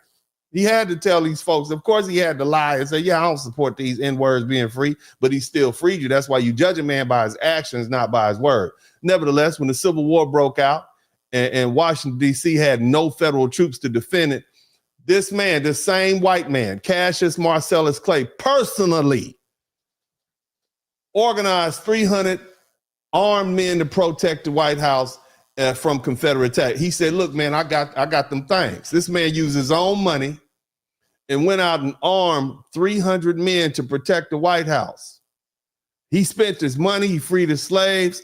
He was malfunctioning. Somebody type white man malfunctioning in the chat room. Cassius Marcellus Clay. That's who we talking about. Cassius Marcellus Clay. And I'm not talking about the boxer. I'm talking about the first and original Cassius Marcellus Clay. He wins the bad white boy, the badass white man award of all time. You understand me? Cassius Marcellus Clay. I'm gonna put his picture back up. Y'all need to see him. This is a white man malfunctioning, just like Renee Good. Y'all think she crazy? I'm sure it was black people that thought this dude was crazy. Why would you do that? You see? Because remember, slavery was a thing back then. That's what they did. Let me put his picture up. Put it back up for you. Y'all still with me? I hope. Are you with me? Are you learning something? I know you are. Cassius Marcellus Clay. President Lincoln trusted him so much, he appointed him to be the U.S. ambassador of Russia. And while he was there, Cassius Marcellus Clay played a critical role in securing Russian naval support for the Union Army. Did y'all know that? Did you know Russia supported the Union, the North? And it was because this man went over there and negotiated that. You understand? And what that also did is it discouraged Britain and France from recognizing the Confederacy. Because remember, the Confederates like, we are our own country. And the minute other countries start recognizing them, it gives them credit. And see, that matters because had Britain or France entered into the war, the Union, we wouldn't have survived. So it was because of this man, we got naval support from the Russians and it dissuaded Great Britain and France. They were powerful countries back then. Did you know that? Y'all didn't learn that y'all didn't learn that in your history class? They didn't teach you that? That's because most of us don't know anything about American history. We just make assumptions. Okay? But I want to say that again. This white man named Cassius Marcellus Clay, this white, rich Yale graduate from a slave owner who sold his slave, helped save the Union. And let me tell you how cold this cat was, man. Lincoln tried to promote him to be a major general in the military. You understand? And he refused. You see what I'm saying? He refused until Lincoln agreed to emancipate the slaves, people in the Confederate States. Did y'all know that? So he basically blackmailed the president, say, look, I'm not taking a promotion in the military as major general unless you agree to free, unless you sign this Emancipation Proclamation. Did you all know that? Y'all didn't know that? Nobody told you that? Huh? Oh, you just thought Cassius Marcellus Clay was Muhammad Ali's old name, right? Right? The man constantly lived under threat. He had to stay with that thing. He had to keep that iron with him. He had to keep he kept that pistol with him. He kept that blade with him. The man had cannons at his house. Okay? He was hunted by other white people for decades. And here's how revered he was. In 1912, a black family, who you all may be familiar with, the Clay family, named their son Cassius Marcellus Clay in his honor. And that child grew up, and the world came to know him as Muhammad Ali. You understand that? And that's how serious Cassius Clay was. A black family chose to name their child after a white man because that white man was willing to risk his life, his fortune, his reputation, fighting for your black ass rights, fighting for you. Now, of course, we know that Ali rejected the name because he said it was a slave name, and that's a whole separate conversation. But the fact remains, the man's legacy was so powerful that it crossed racial lines in a major way. And so when I say white people are malfunctioning today, what you're seeing in Minneapolis, understand this: white people have always had members who break formation, and the white supremacy has always tried to kill them for it. And blame them for their own death. And so what's going on in Minneapolis is not new. It's just a modern version. And that lesson, it's a lesson for all my foundational black Americans. You need to understand. You need to watch and learn, and you need to stay out of it, like I've been telling you. Now, let's move forward. Are y'all still with me? Hit the number 1 button. I know your ears are smoking. There are white people, and check this out. There's white people who oppose slavery, not just because it was inefficient, not because it distorted their wages, and not because it interfered with the free market. All right, we need to have an honest argument, family. From a purely financial standpoint, slavery made perfect sense for the slave owner. Why? Why would a landowner pay a white man wages to do work when he could force a black man to do the same work for free for his whole life? So no, slavery was not merely an economic mistake or a bad business model. Slavery was about ethnic domination. It was about racial hierarchy. It was about racism embedded directly into the law, the culture, and the social order. And yet, despite all of that, there were white people who stood up and opposed slavery anyway, not because they stood to gain financially, not because it was safe, but because they recognized it as a moral wrong. And they didn't just argue. They didn't write a bunch of essays. They weren't on the internet tapping on keys. They were out there fighting, and in many cases dying for what they believed in. Let that name, let that name that you heard roll on with some more. Now I'm gonna run some names down to you. Some names you probably never heard of. There was a white woman named Elijah P. Lovejoy. Do y'all know who that is? I'm gonna see if I can pull some pictures up. We gonna play the game tonight. I'm gonna let you look at these white people malfunction. I told y'all white people was malfunction. Y'all thought I was gonna do something else. Y'all thought I was gonna do what the rest of these people on the internet do, didn't you? That's what you thought. You all thought, oh, Uncle D is just about to, no, that ain't what we do over here. That's why I don't have 100,000 followers, because I don't tell you what you want to hear. I don't care. You're going to learn something today. You're going to learn something over here.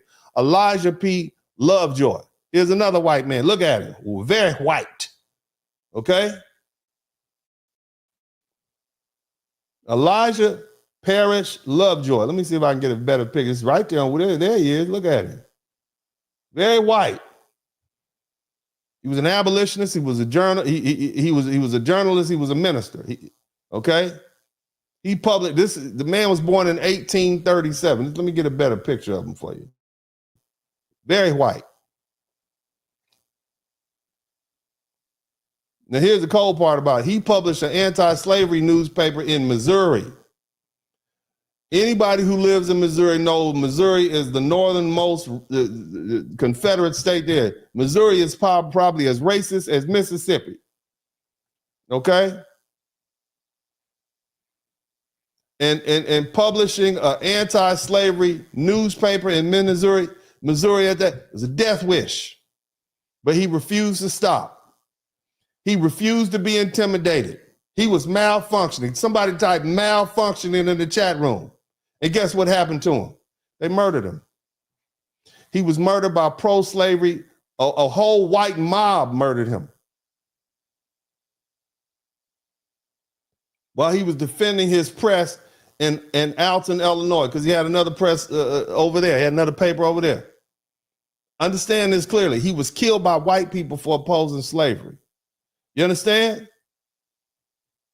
White people malfunctioning. You understand? There he is. Elijah P. Lovejoy. Example of a white man malfunction. Let's get another one up here. Because, these people, y'all, she's crazy. Why would he do that, right? Here's another one. William Lloyd Garrison. Another white man, another publisher, newspaper guy. He was the founder of a paper called The Liberator. He demanded immediate abolition on moral and Christian grounds. There's no compromise. None of that gradualism. Give these people their rights. In 1835, a white mob in Boston. I thought the North was free, Uncle D. Hell no. Racism was everywhere. In Boston, they dragged him through the streets with a rope around his neck. You understand me? This white man right here. This very, very white. You would see this white man in Walmart. You swear up and down. He's got to be some. He got to have some Confederate flags in his house. This man right here, this white dude right here, looks like an old professor or something like.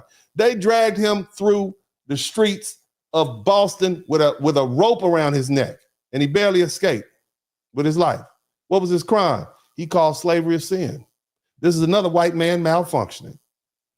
He's another white man malfunctioning. There he is. Look at him. See that? That white man right there. What about this one? I know y'all heard of this one. I'm sure they taught you this. Between learning about Dr. Martin Luther King and Harriet Tubman freeing the slaves, I'm sure they taught you guys about John Brown, right? You know who John Brown is? He's a bad one. Not only was he an abolitionist, he's a militant, as they say. he was willing to put that fire on him. That's John Brown right there. You see that? He didn't just oppose slavery intellectually. He wasn't just talking about it. He was about it. He took up arms. This man led a violent resistance in Kansas. They call it Harper's Fury. What he was trying to do is he was trying to spark up a slave uprising. Look, you got to understand something. There was so many slave uprising folks. White folks was scared to sleep. They couldn't close their eyes in some places. You surrounded by slaves on a plantation. It's just you. They didn't have a whole bunch of sheriffs and stuff that you wasn't no 911 in 1850. And so the idea that this white man was trying to arm black people who were enslaved and spark a rebellion, he was malfunctioning. This is another example of a white person malfunctioning. Nevertheless, they captured him, they tried him, and they killed him in the state of Virginia. And John Brown believed slavery was so evil that it justified taking up arms and unaliving the people who put you in slavery. This is another white person malfunctioning. You understand? Y'all still with me? Y'all still here? Remember, how do we start? How did we get here, Uncle D? We were talking about that young white woman, Renee Good, malfunctioning. Remember, we were talking about her, the one who got unalived by the ICE agent because she decided to put her life on the line protesting against black and brown criminals being targeted. You understand me? Now, who is this? This is Thomas Garrett. He was a Quaker. He was an abolitionist, and he is what is called an Underground Railroad conductor. Now, an Underground Railroad, there wasn't no railroad, okay? There's no railroad. Basically, it was just people going from safe house till they got to free states. He was one of the people that put black folks up. He helped 2,500 enslaved black people escape to freedom. Okay, what you need to understand is there was something in place called the Fugitive Slave Act. Okay, the Fugitive Slave Act punished. If you got white courts would punish you. They would take your wealth. The slave catchers would threaten your life. It was legal if they got caught you doing that, and he did it anyway. 2,500 slaves. Multiplied 2,500 times $300-400 a piece. And at the time, $300-400 could be $25,000. So $25,000 times 2,500. That's the value that was on us. That's a lot of money. It's hundreds of thousands, millions of dollars. Okay, he would have lost it all. He did it anyway. You understand? I need you to understand that. The courts caught up with him. He got punished tremendously, and he lost everything because of that. So they tried him and convicted him of violating the Fugitive Slave Act, right? Openly and repeatedly, and he got sued, and they punished him. This man lost everything. He lost all his financial wealth trying to help us. That's a white man malfunction. Can you imagine what his wife and children had to say to him? You down there helping those dark, now we're poor. You lost everything, helping the blacks. They don't care. Can you imagine you threw your life away? Can you imagine the conversations his family has with him? Even to this day, when they hear what happened, how he threw their wealth away helping blacks. Here's another one. This is more recent time. Are y'all still with me? I need to make sure y'all hit the number one. Are you learning something? If you're learning something, hit the number one button. If you're learning something, hit the subscribe button, okay? Who is this fella? This is James Rebb, okay? James Rebb traveled to Selma, Alabama to support black voting rights during the civil rights movement. Guess what they did to him? He was down there saying, he was a minister, and all he did was they knew he left the diner. They beat him to death in the street. White men beat him to death in the street. Other white men beat this white man to death in the street. Here's a newspaper article. This is common now. Why don't we ever talk about this? Why? I mean, I'm just saying, family, why we don't talk about these malfunction white people? Why we don't talk about? Here's the article right there, if you can see it. Reverend Rebb dies from savage beating in Selma, Alabama. You understand? He put it all on the line. This is 100 years after slavery, they beat this man to death. White supremacy was still killing white folk who opposed them. Again, this is white people malfunctioning. Okay? Now here's another story. This is one of my favorite. Her name is Viola. I can't even say the name. Liuzzo. And I'm assuming she's Italian. Let me see if I can pull this up for you. Okay? More white people now. Look at this white woman. Now what all she was doing was using her car to transport black student activists during the Selma voting rights campaign. Black folk just wanted to vote. They shot this white woman. Okay? She was killed by members of the Ku Klux Klan while driving civil rights work. They shot this white woman right here. This is one of the whitest white women you look. They shot her in her car. All she was doing, this woman was murdered by white supremacists, white men, for helping black children organize people to vote. You understand what I'm saying? Malfunctioning. These are more examples of white people malfunctioning, and I'm absolutely certain there were plenty of people just like you all who had those comments. Oh, she should have just complied. She just mind her business. It was illegal for black people to vote. Oh my God. I'm sure it was just like you all, just like y'all think about this white woman, Renee Good, right? Right? I'm sure, absolutely certain that was people thought she was crazy and malfunctioning. I'm absolutely certain of it. Family, somebody type Uno reverse in the chat room. Here's another one. Okay, and you guys ever seen the movie Mississippi Burning? But this young man name was Michael Schwerner. He was a civil rights organizer. This black man and these two white men, well, actually they're Jewish, but bottom line is they were down in Mississippi registering black voters, and they were confronted by some white supremacists. And this is a horrible time. Look at the movie Mississippi Burning.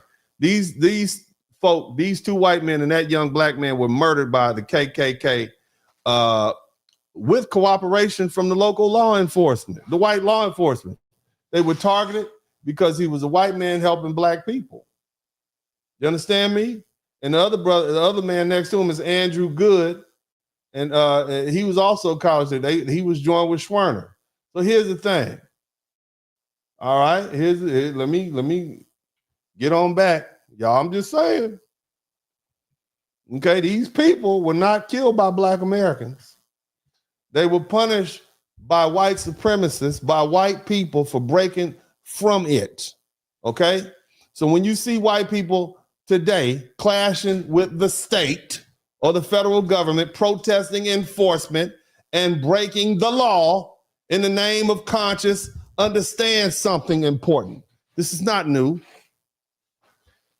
This is historical. And white supremacy has always responded to internal dissent with violence. And the lesson for black Americans is still the same. You understand? Now, let's continue. Shall we continue?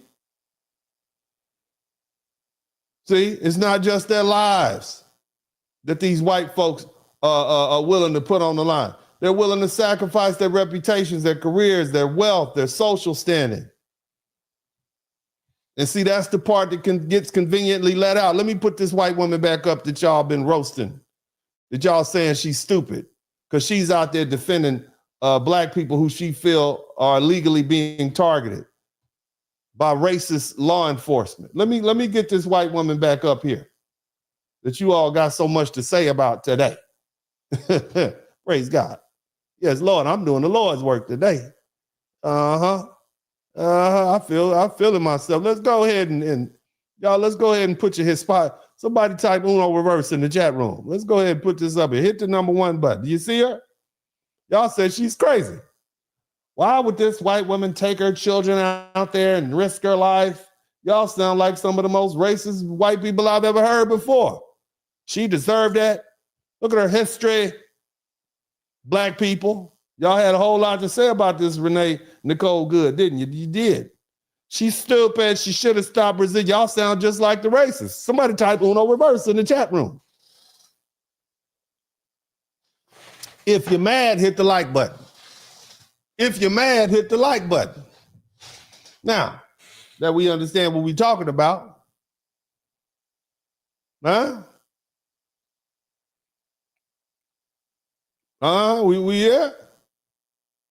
Look, at the time when black folks were fighting for their freedom, opposing slavery, opposing Jim Crow, it was not a respectable position. You was crazy, especially if you were a white person. It definitely wasn't mainstream. It certainly was not popular. It was literally a political suicide. And in fact, when the Republican Party was founded in the 1850s, it was explicitly an anti-slavery party. Yes, it was composed almost entirely of white men. And the stance cost them elections, it cost them donors, it cost them family members, it cost them social ties. They were not being let into the equivalent of the white people cookout. They could not come to the cookout anymore. Matter of fact, many of them were targeted for violence. They had to keep that eye. White men, these more white men malfunctioning, just like that little white girl, Renee Cole Good.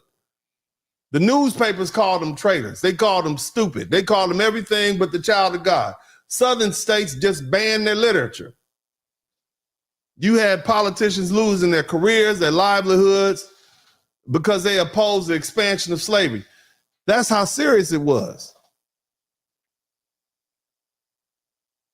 You had white people who actively participated in the Underground Railroad and they lost it all. That's not symbolism. It's not just out there protesting with a sign. These people were doing criminal conduct in violation of federal law of the Fugitive Slave Act of 1793. And later, it got much harsher in 1850. It was a federal crime. Your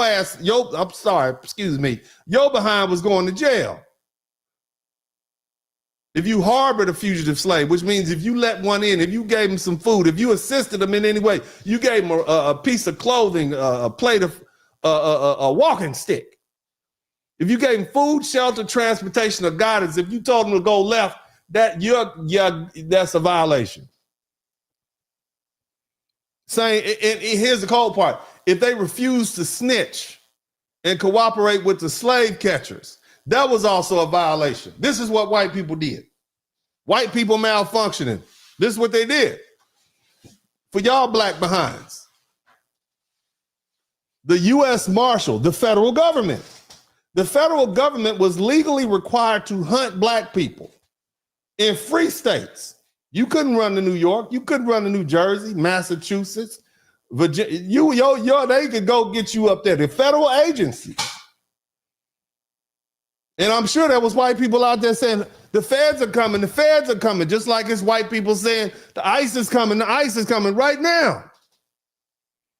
And if they caught your behind, they put you in shackles and sent your black ass back down south. You could establish a whole of your kids, your car, not car, they ain't had cars, but your horse, your mule, your chickens. You just pop up missing. You go to work one day, next you come, you gone. Here's the cold part about it. The judges were paid more for ruling in favor of the slaveholders. You understand me? They got paid less if they ruled in favor of black freedom. Let that sink in. Helping a black person escape, helping these black people who escaped slavery, these criminal black people who escaped slavery was frowned upon. They were criminals. They escaped slavery. That's what the Fugitive Slave Act said. These black people are criminals. And how dare you white people to help them escape? This is the law. They're here illegally. These black people are in the North illegally. They don't have their papers. And you all are helping them escape. And helping them escape was what? Not only was it frowned upon, it was punishable by prison time, massive fines, and just financial ruin. Your whole family was destroyed. Your whole family was destroyed for refusing to comply. And white people still did it. White people still did it. They lost business. They lost professional licenses. They were blacklisted socially. They couldn't do it. They were branded radicals, criminals, enemies of the state. People call them crazy. And remember, the most important thing at the time, black people were legally considered property. You wasn't even a person. So from the dominant white legal perspective, helping an enslaved black person escape wasn't even seen as a moral act. It was seen as theft. So you was a crook. You understand? It was viewed as stealing another white man's property. In that era, that's how they perceived things. And that was considered one of the highest offenses. I mean, you know, it was up there as high as violent crime. So when white abolitionists broke the law, they weren't just breaking unjust laws. They were violating the core economic, racial order of the society at the time. And they knew it. And they knew it would cost them elections, and they knew it would cost them status, and they knew it would cost them their own safety and the safety of their families. And these malfunctioning white people did it anyway. God damn it. These white Americans been malfunctioning a long time. And that's why it's important to be honest, family. Look, opposing slavery at the time went directly against the culture at the time. It was not rewarded, it was punished violently. Which is why when you see white people today risking their reputations, their careers, and their lives to oppose what they perceive as racial injustice, because we know goddamn well it's unjust. You got all these black people being targeted by these federal agents. I don't see no white people getting arrested. You know goddamn well it's racial. I'm just saying we support it. We want to see them gone. We want to get. I'm with you, baby. I feel you. Okay, this is making me rich. You understand? But we still got to call it what it is. We got to call a spade a spade. You dig? All I'm seeing right now is a historical pattern repeat itself. And the lesson for black Americans remains the same. We recognize and we understand it, okay? But don't confuse their moral reckoning with our obligation. I'm not saying you got to go do anything. I'm just trying to teach you something tonight. Are you learning something? Are you learning something? Huh? Are you learning something? If you're learning something, let me know. If you're not, I could just end this broadcast right now. Now, here's the thing. When you see white people protesting ICE, I want all you black Americans to come bring your black behinds up. When you see these white folk laying it all out there protesting ICE, you ain't got to agree with them. But I expect you to give them grace because they did the same thing for us.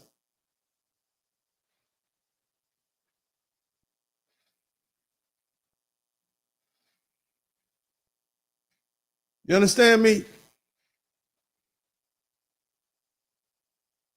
So now moving forward, so you can understand why you're seeing these white folk in the streets protesting ICE, especially in places like Minnesota, where those black ass Somalis who don't think they black are black as hell.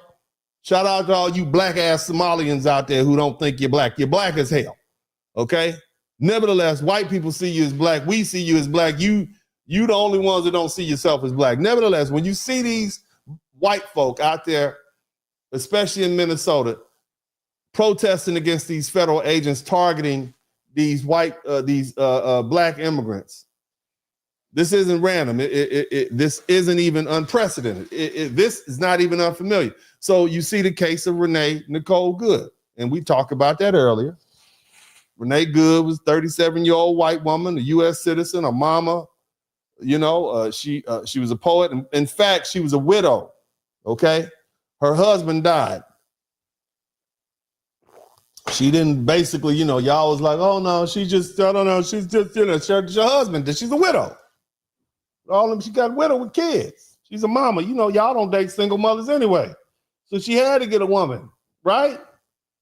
I'm just saying, give her grace. Okay? I'm just saying, fellas, she's a widow. Y'all don't want to date a 37-year-old single mother with kids. Y'all said that on the internet. Somebody typed red pill in the chat room. Somebody typed wall in the chat room. Isn't that what you said? That's what you've been saying on the internet for years. You don't want single mothers with kids. Her husband died. Right? So she got a woman.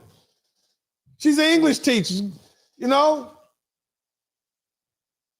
She just dropped a 6-year-old off at school and was driving home when she saw ICE by happenstance.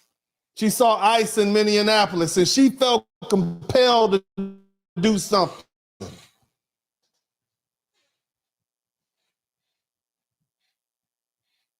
She wasn't on ICE's, she wasn't gonna be targeted by it. She's a white woman. They ain't looking for her. Why would they be looking for her? Kidding me?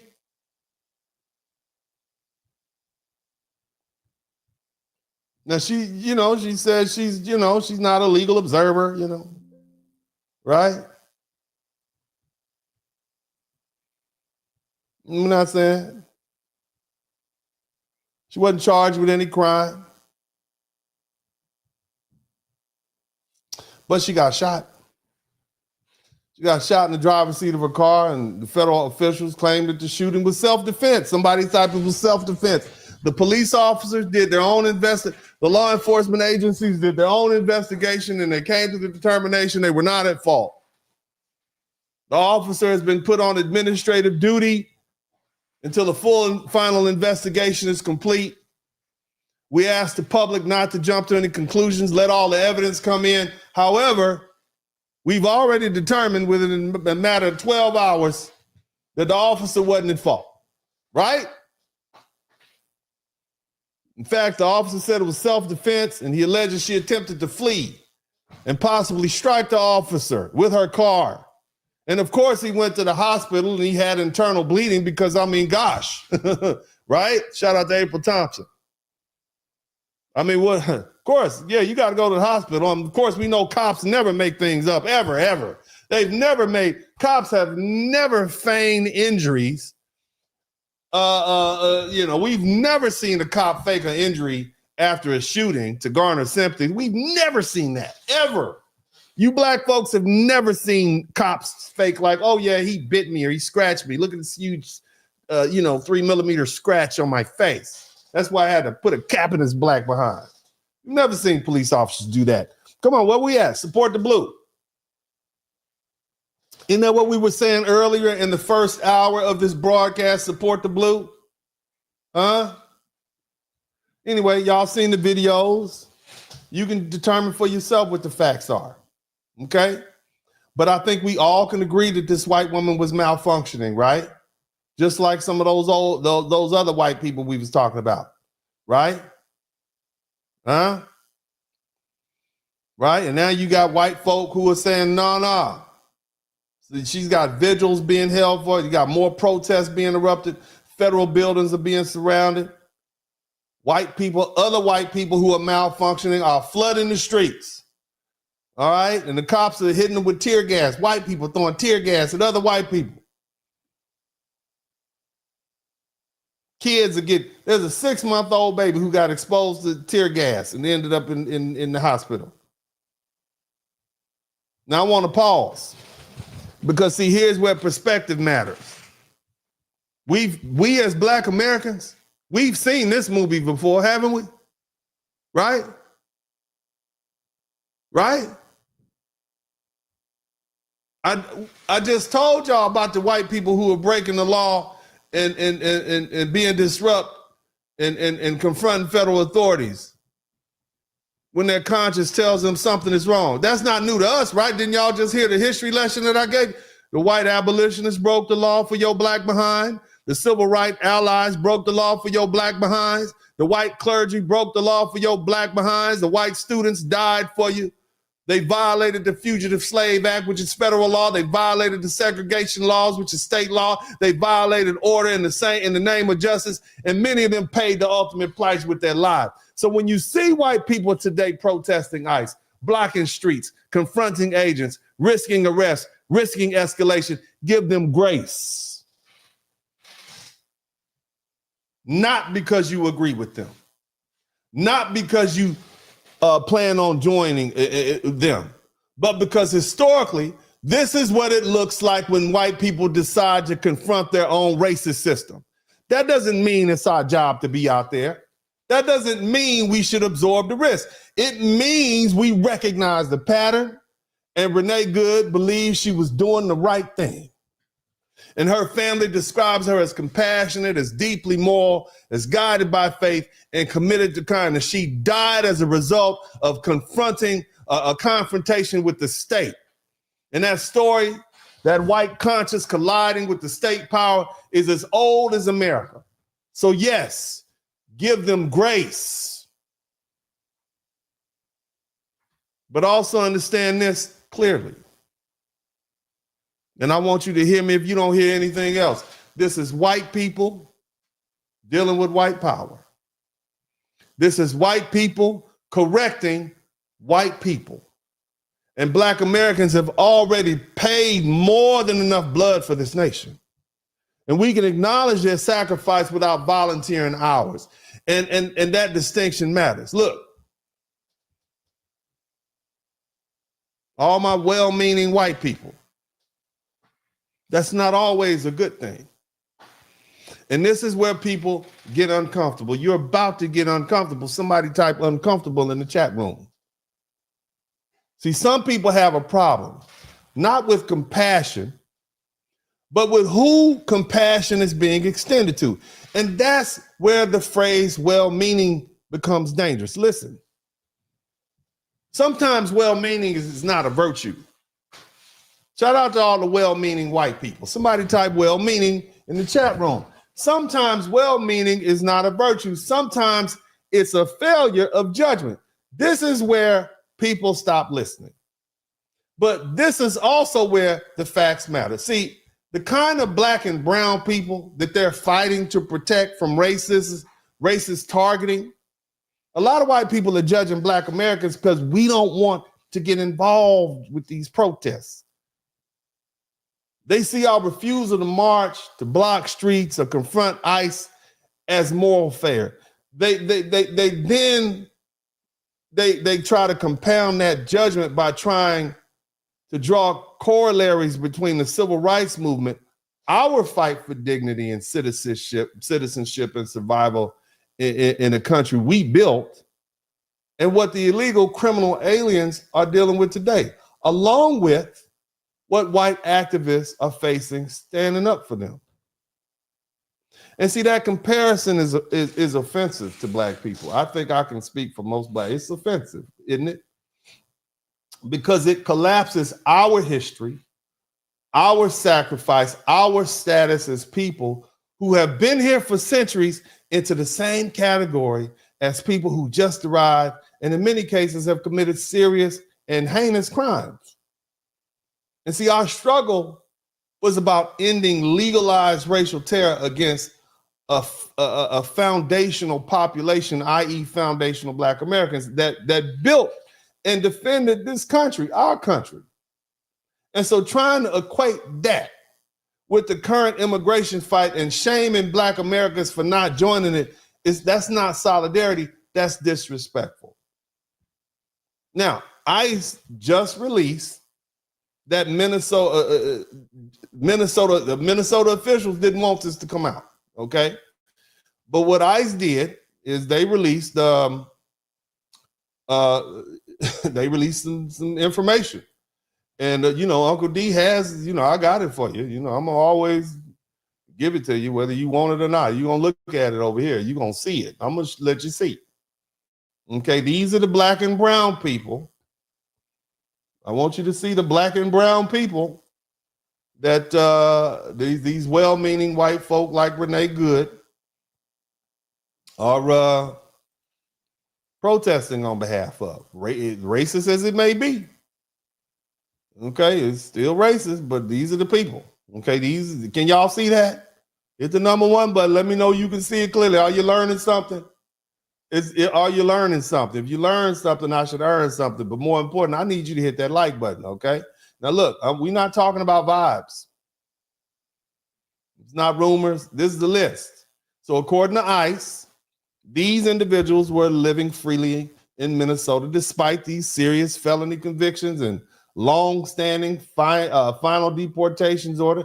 Some cases go back 20 years.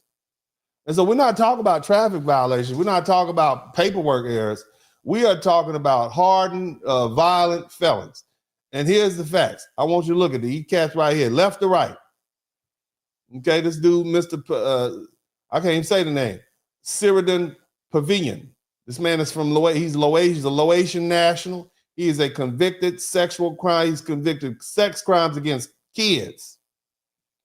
He has had a deportation order since 2018. The one next to him, we're going from left to right, starting at the top.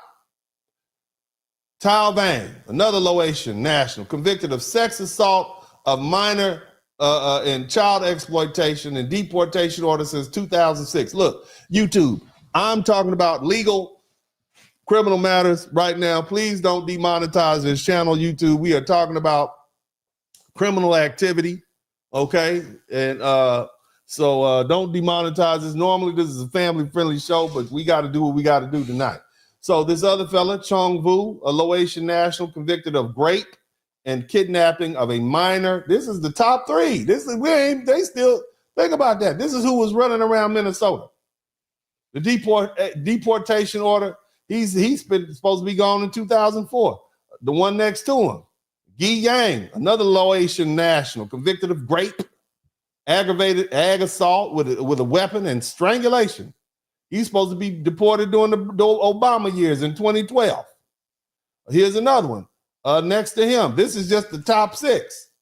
Pao Chong Zhang, another Laotian national, convicted of rape and child imming.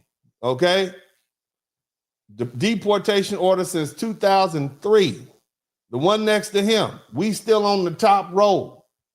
Laotian national, his name is Kuo Lor, convicted of rape with a weapon, and SA. Okay? Deportation order since 1996. You did? Here's another one. Hernan Cortez Valencia, Mexican national, convicted of SA, child, DUI, deportation order since 2016. Here's another one. Abadrisha Ardash Imla, Somalian national, convicted of homicide. Okay? That's that cat right there. Gilberto Lavendra Landaverde. Gilberto Landaverde, Salvadorian national, convicted of 3 counts of homicide, deportation order since 2025. These are the people that Renee Good was protecting, family. These are the people that were running around Minnesota. All right? Another one. Gabriel Figueroa Gama, Mexican national, convicted of homicide, previously deported in 2002. He came back. They had to get him up out of here again. Galuka Michael Ratugo Ratga Sudanese national, convicted of homicide. Another one, Theolor, Laotian national, convicted of 2 counts of homicide, deportation order since 2009. Mariana Sua Canu, Sierra Leone national, that's going to be her right there, convicted of 2 counts of homicide, deported. This is the woman. This is what they're getting up out of here. Deportation order since 2022. Now look, I will admit, all of these people are black. I'm sure some white illegal aliens out here committing crimes. This is racism. This is what Renee saw. Renee Good said, this is racism. I'm going to fight it. You should be, I'm just saying, family. This is what we're talking about, right? I'm just saying now, they're criminals. They're criminals. Just like black people were criminals. And I know y'all have a problem with that, but we're going to deal with that too. I'm going to hit you in the mouth when I finish. Here's another one. Let's get through the list. Mongdong Dual Mangdang Dang, Sudanese national, convicted of attempted homicide, weapons charge, and DUI. Alex Gomez Lucas, Guatemalan national, convicted of negligent homicide with a vehicle, he driving drunk, DUI, deportation since 2022. And last but not least, Sotho, a Bernese national, convicted of negligent homicide. And according to ICE, every one of these individuals was walking free in Minnesota. Okay? Prior to the recent enforcement action, they was free to do whatever they wanted to do. You understand what I mean? And some of these final removal orders stretch back 30 years. And they still here. You understand? I'm just saying. Now here's a part people avoid saying out loud.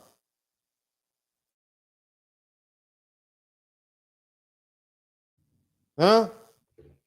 I'm over here yelling at the internet. I need some water. I had to get my family to give me some water real quick. Hold on a minute. Here. Y'all still, let me know if you're still with me. Hit the number 1 button, man. Yeah. Have it just by show of hands. Have you all learned something tonight? Are you now? Because y'all quiet. Now, what happened to all that back to blue that we had earlier? Where's the back to blue? Y'all don't know how to feel, huh? Huh? Y'all don't know how to feel, do you? Confused. I know. Bless your heart. Somebody type Uno reverse in the chat room. Somebody type Uno reverse in the chat because we're going to Uno reverse again. We're going to go the other way, right? We're going to go the other way. Thank you so much. I appreciate you. My son brought me some water. Okay, let's continue. All right? Y'all with me? Don't be mad at Uncle D. Somebody type Uno reverse in the chat room. See, here's the thing, man. Now, you know, these, like I said, these folks have been loose for 30 years, some of them. These are the same folks, the Minnesota politicians and the mayor saying, oh, these are neighbors. These are neighbors. And these are the same cases used rhetorically to demand limits on ICE operations. These are the same enforcement actions being obstructed in the name of anti-racism. And let me be precise. Minnesota's sanctuary policies, they don't protect families. They certainly didn't protect children. You got all these people around here with these, that's crazy. People who did horrible things to children, that's terrible. They don't protect black and brown communities. They protected the convicted criminals. And this is where well-meaning becomes reckless. Because at the end of the day, we appreciate you malfunctioning white folk. Huh? We appreciate you well-meaning white people. But we think some of your well-meaningness is reckless. Because see, when enforcement is blocked wholesale, without distinction between nonviolent status and violations and violent felony convictions, the people who pay the price are not white activists. They're working class black and brown people. You see? That's where these folk end up. They end up in our communities.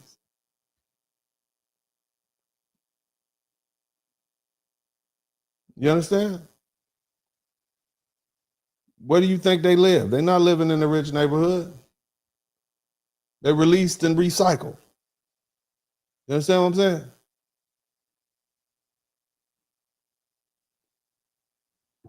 So yes, some white people out there protesting ICE with sincere moral intent, but intent does not erase consequences. Okay? Shout out to Alabama Clay. And when compassion refuses to discriminate between innocent and violent, it stops being justice and becomes negligent. And that's why some black Americans, a lot of black Americans are not impressed by slogans like, you know, we're confused by what y'all doing. It's not that we're heartless, okay? And we understand something very simple, and you can oppose racism without defending predators. Is that true? Right? We can challenge state power without shielding killers. Okay? And you can care about immigrants without lying about who's actually being protected. Shout out to Dre Harden. And that distinction matters. And ignoring it it's not moral courage, it's malfunction. Now here's something very insidious. And it's probably the most insidious part that I'm going to have to discuss tonight, and I want you all to listen very closely. Somebody, all my good spellers, somebody type insidious in the chat room. If you're a good speller, type insidious in the chat room, Because remember, we learning something. Some people don't know how to spell insidious. Type insidious.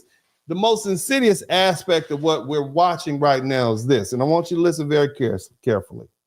All right, even the most well-meaning white people, right? They're still operating inside white supremacy.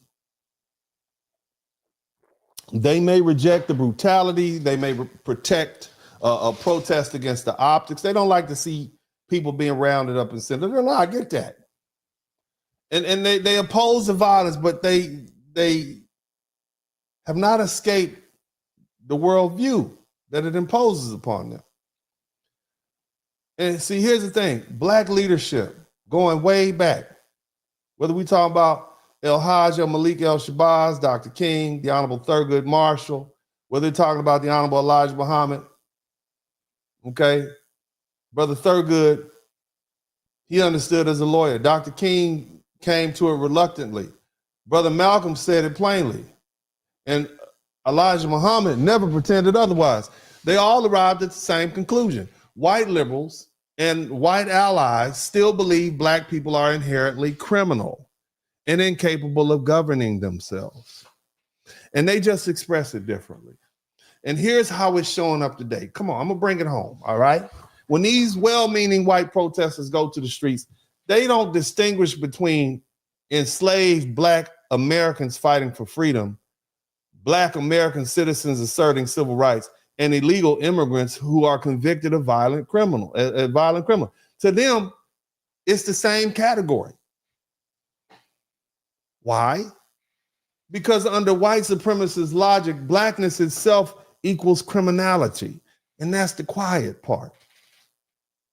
And see, because under white supremacist logic, blackness itself equals criminality, that belief doesn't require a crime or evidence or behavior. It is assumed at the point of existence.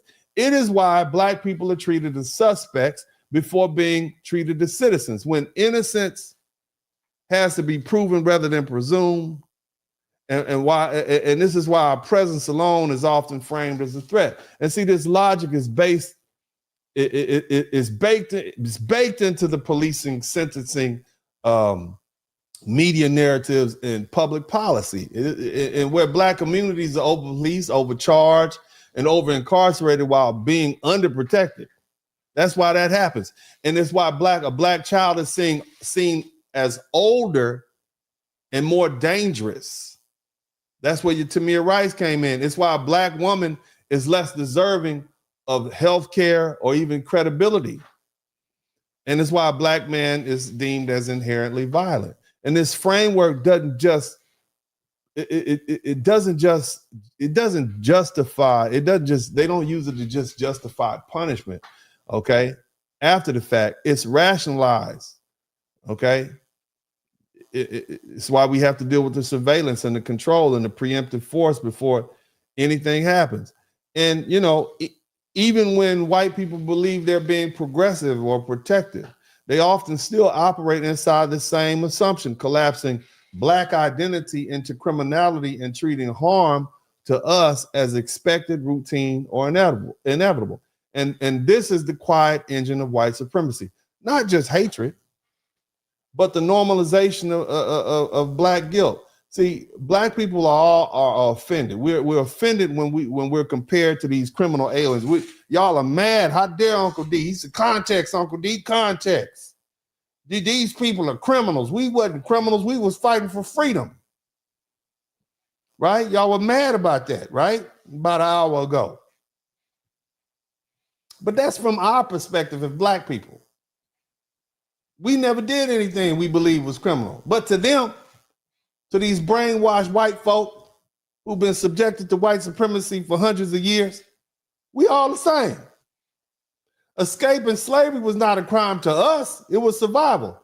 Sitting at a lunch counter, riding a bus, voting, demanding equal rights, none of that was criminal to us, right? Even though it was an assertion of basic human rights in the country our ancestors built. Okay, yeah, it was against the law, but our belief was those laws were immoral, they were illegitimate, and they were designed to enforce a racial subjugation, not justice. But white people don't see it that way. they to them, we're all the same. See, under this white supremacist brainwashing, and we always talk about what white supremacy and the effect it has on black people and, you know, people of color, but we never talk about the mind warp that it does to white people. See, under white supremacist brainwashing, legality equals morality, and blackness itself is treated as a permanent offense. So resistance, survival, citizenship claims, immigration violation, and even violent crime all collapse into one indifferent. You can't differentiate between the categories in their minds, okay? We're all the same to them. And when they equate our historical struggle with people who violated immigration law, and in many cases committed very serious crimes, what they're really revealing is that black resistance and criminality occupy the same mental space for them. And that's why the comparison is insulting, okay? Because it erases the moral clarity of our fight and exposes the persistent belief that black folk are wrong simply for refusing to submit. And so when they say they're standing against racism, what they're really doing, whether they admit it or not, is projecting their own internal racial assumptions onto the issue. They assume we're all victims.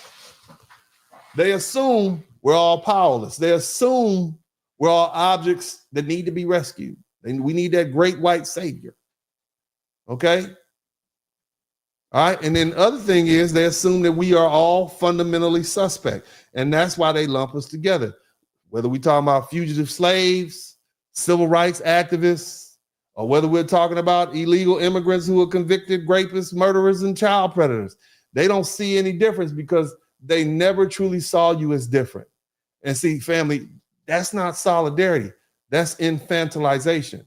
Brother Malcolm warned us about this explicitly. He said that the white liberal is more dangerous than the open racist because the liberal smiles while still believing you're inferior or criminal. Dr. King learned the hard way when white moderates told him, wait, be patient. Let the other decide when black free. Let the white folk decide when black freedom is appropriate. Brother Thurgood Marshall, the great, one of my all-time, I'm a lawyer because of Thurgood Marshall, man. You know, brilliant. He saw it in courtrooms. I see it in courtrooms. He saw what white judges who claim to be neutral still presume black guilt. Because it's baked into the psychology. That's the insidiousness of white supremacy racism. It messes over white people. Something terrible. They can't see straight. And of course, the Honorable Elijah Muhammad rejected the entire framework because he understood something fundamental. You cannot be free in the mind of someone who does not believe you're capable of freedom. So yes, these white protesters, they are sincere, they're well-meaning. People like Renee Good, yes. They are risking arrest. They're risking their lives, but sincerity does not cleanse racism. All those white folk that I was telling you about earlier, all them well-meaning white folk that put it on the line for us, yeah, they still harbor those racist sentiments. How can you not? Just like the ones, they still don't believe black Americans can govern ourselves. They still don't believe we can police our own communities. They still don't believe we can define justice on our own terms. That's why they feel entitled to speak for us or to monitor the people that we have speaking for us. This is why you have the term coon or house Negro or whatever y'all call them when they get black folk to say the stuff that they can't say. Right? So they uplift somebody from our community to say the things that they feed them to say, and they reward them well. You see? Because they don't feel like we can speak for ourselves. But here's the thing. That's why they feel authorized to decide what justice looks like in our neighborhoods. That's why they're comfortable defending foreign criminals while ignoring the damage done to black communities where those criminals are placed. And when black Americans object, we're told we're self-hating, we're anti-immigrant, we're xenophobic, we're confused. No, we're clear. We understand something these well-meaning white people refuse to confront. That their compassion is built on a foundation that still sees black people as permanent suspects. And so when they rush to defend criminalized black and brown bodies without distinction, what they're really saying is we expect criminality from you all anyway. And that's an insult, right? But that's also why black leaders from different ideologies, from different eras, and from different strategies have all arrived at that hard truth. White support does not equal white respect. And white protest does not mean white supremacy has been dismantled. It just means it's malfunctioning. And malfunction still lands on us, which is why black Americans must remain clear-headed and unsentimental and disciplined. We recognize their sacrifice. All these well-meaning white folk like Miss Renee, but we don't have to surrender our good judgment. We can acknowledge their protests without accepting their assumptions, and we can protect ourselves without needing their permission. That's not hatred, and that's not hate. That's survival. Now, it's getting real serious, okay? Because when you got white folk malfunctioning, right? Y'all heard what I told, what they did to the white people. And I know we got a lot of Trump people who are, hey, look, man, whoever you vote for, baby, Uncle D tell you to vote your interest, baby. Just vote your interest. I did it for the money. I'm going to have some low taxes this year. Nevertheless, we must acknowledge that Donald Trump and a lot of other people on the white right see these white liberals protesting against the targeting of these illegal black and brown immigrants are racist. We got to acknowledge that, right? Huh?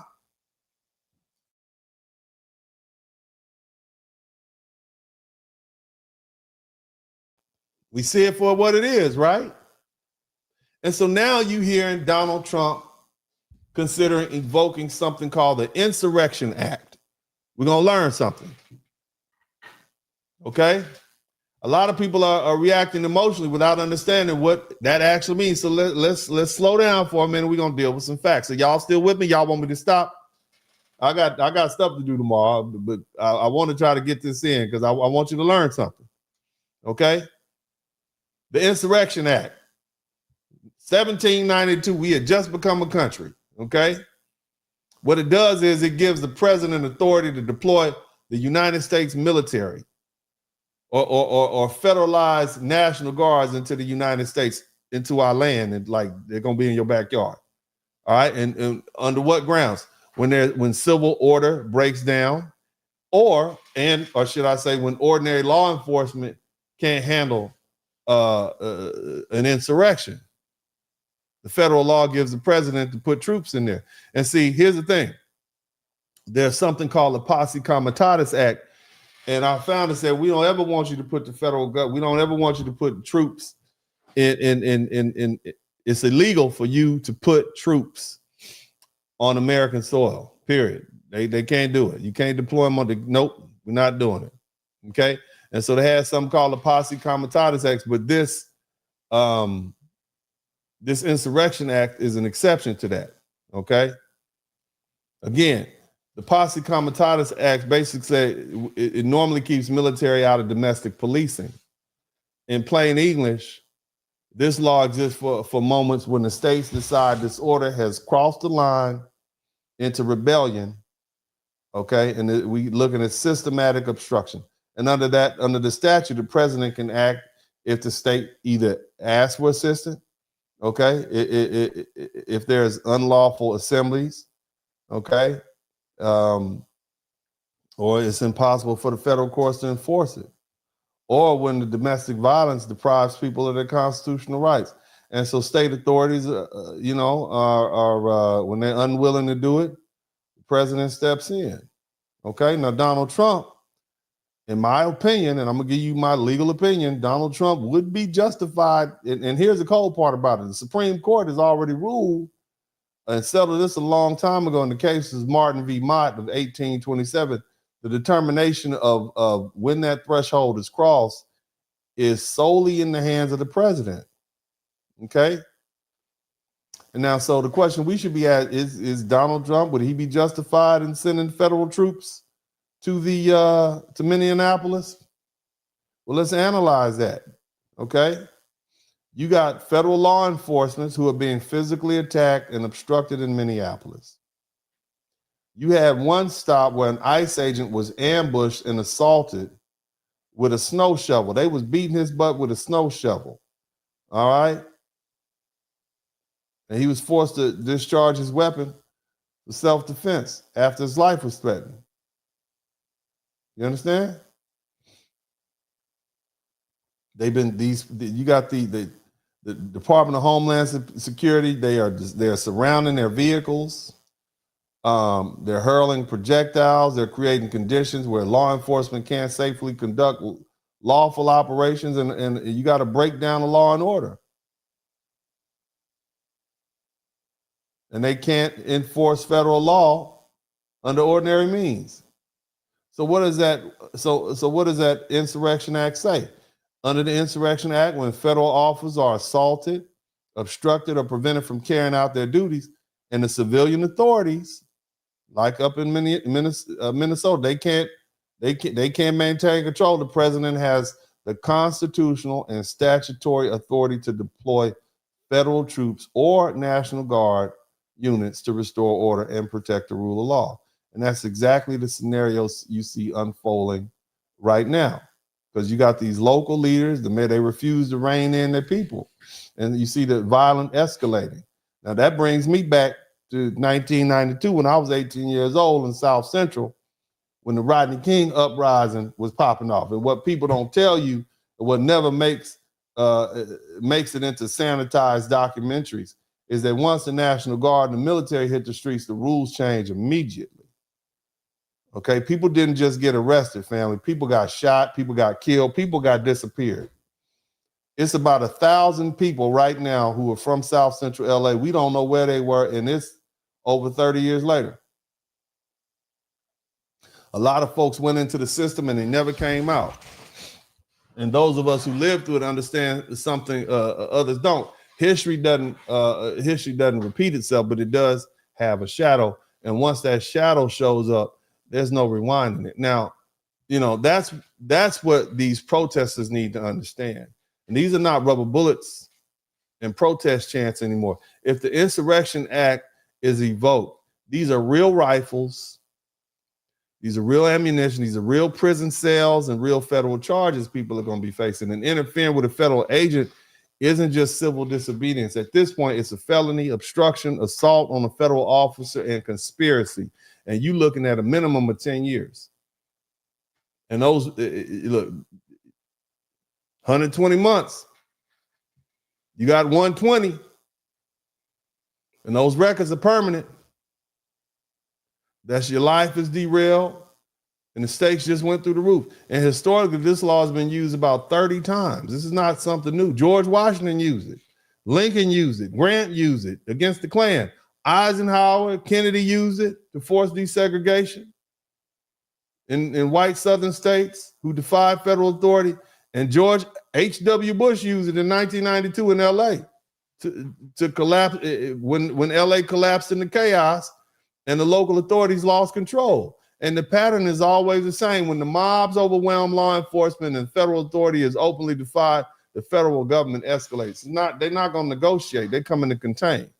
They're going to block the city off. They're going to turn the lights off. And whatever happens, happens. And see, here's the uncomfortable truth. This time, it would be white people calling the military on other white people. See, there's no black uprising or integration needs to be dealt with. These are not marginalized communities demanding access to rights. These are largely white crowds interfering with federal law enforcement, assaulting federal agents, blocking vehicles, and double and triple daring the government to do anything about it. So these are white people malfunctioning. Somebody type white Americans malfunctioning again. Okay, can we get the whole title in? And so from a legal standpoint, when I look at Trump, he wouldn't be inventing a new power or declaring martial law. He would be using the law that's written specifically for moments just like this, whether people like Trump or not is irrelevant. The law doesn't ask about whether or not he's popular. It asks whether federal authority is being nullified on the ground. And so if the Insurrection Act gets invoked, it won't be because America suddenly turned authoritarian. It will be because white America pushed the state into a corner. Openly defined federal authority, breaking the law at a scale that forced the government to choose between enforcement and surrender. And once that choice is made, there's no softness on the side of it. People need to understand this isn't a game anymore. The consequences are real. Now, family, I got more to say, but I want to take the opportunity to read these beautiful comments on my super chats. We have 14 super chats. Did you all learn something today? If you learned something, hit the number 1 button. If you learned something, hit the number 1 button. Let me know you learned something. Okay? I need to know that you learned something. Otherwise, I haven't done my job. And if you don't owe me anything, let me say that now. You don't owe me a dime. Not a dime, not 1 red cent. You don't owe me a dime. Okay? Now, I would appreciate it if you all would hit the like button. I certainly would appreciate if you all would hit the subscribe button. And the reason I appreciate if you hit the subscribe button, because what that does for me is it helps me march towards 100,000 followers. Okay? I'd appreciate that. Now, let's go ahead and take the opportunity to read these comments from these folks who've learned something. And look, we still got a little time. If y'all can get me to, let's see if we can get to 15 super chats. We got 14 super chats. Let's get to 15 super chats. Only if you learn something, family. Only if you learn something. Let's go ahead and start reading these. I should play a little mood music so we can lighten the spirit in here.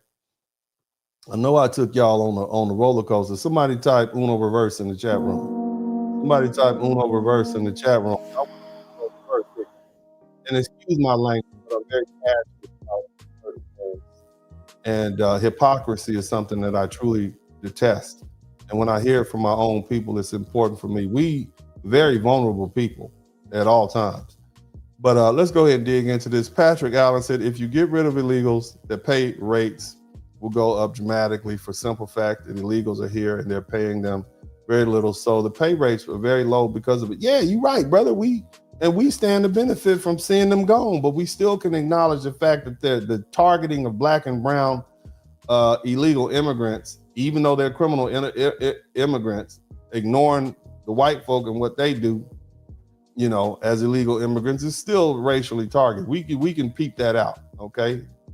We can accept the fact that, yes, I'm benefiting from this racial targeting of these black and brown people. That's the thing that I want y'all to we have to go ahead and be politically mature at this point as a group of people. And then I believe we've gotten to that point because as racist as they said Trump was, with a lot of black people still voted for him. You understand? Who else? We got 15 super chats. Well, hell, maybe we'll get to 20. Let's go ahead and talk to Patrick. He said, facts. Thank you so much. Also, we got Alabama Claychild. Even a woman with white privilege should understand that her personal privilege is not bigger than the collective white agenda.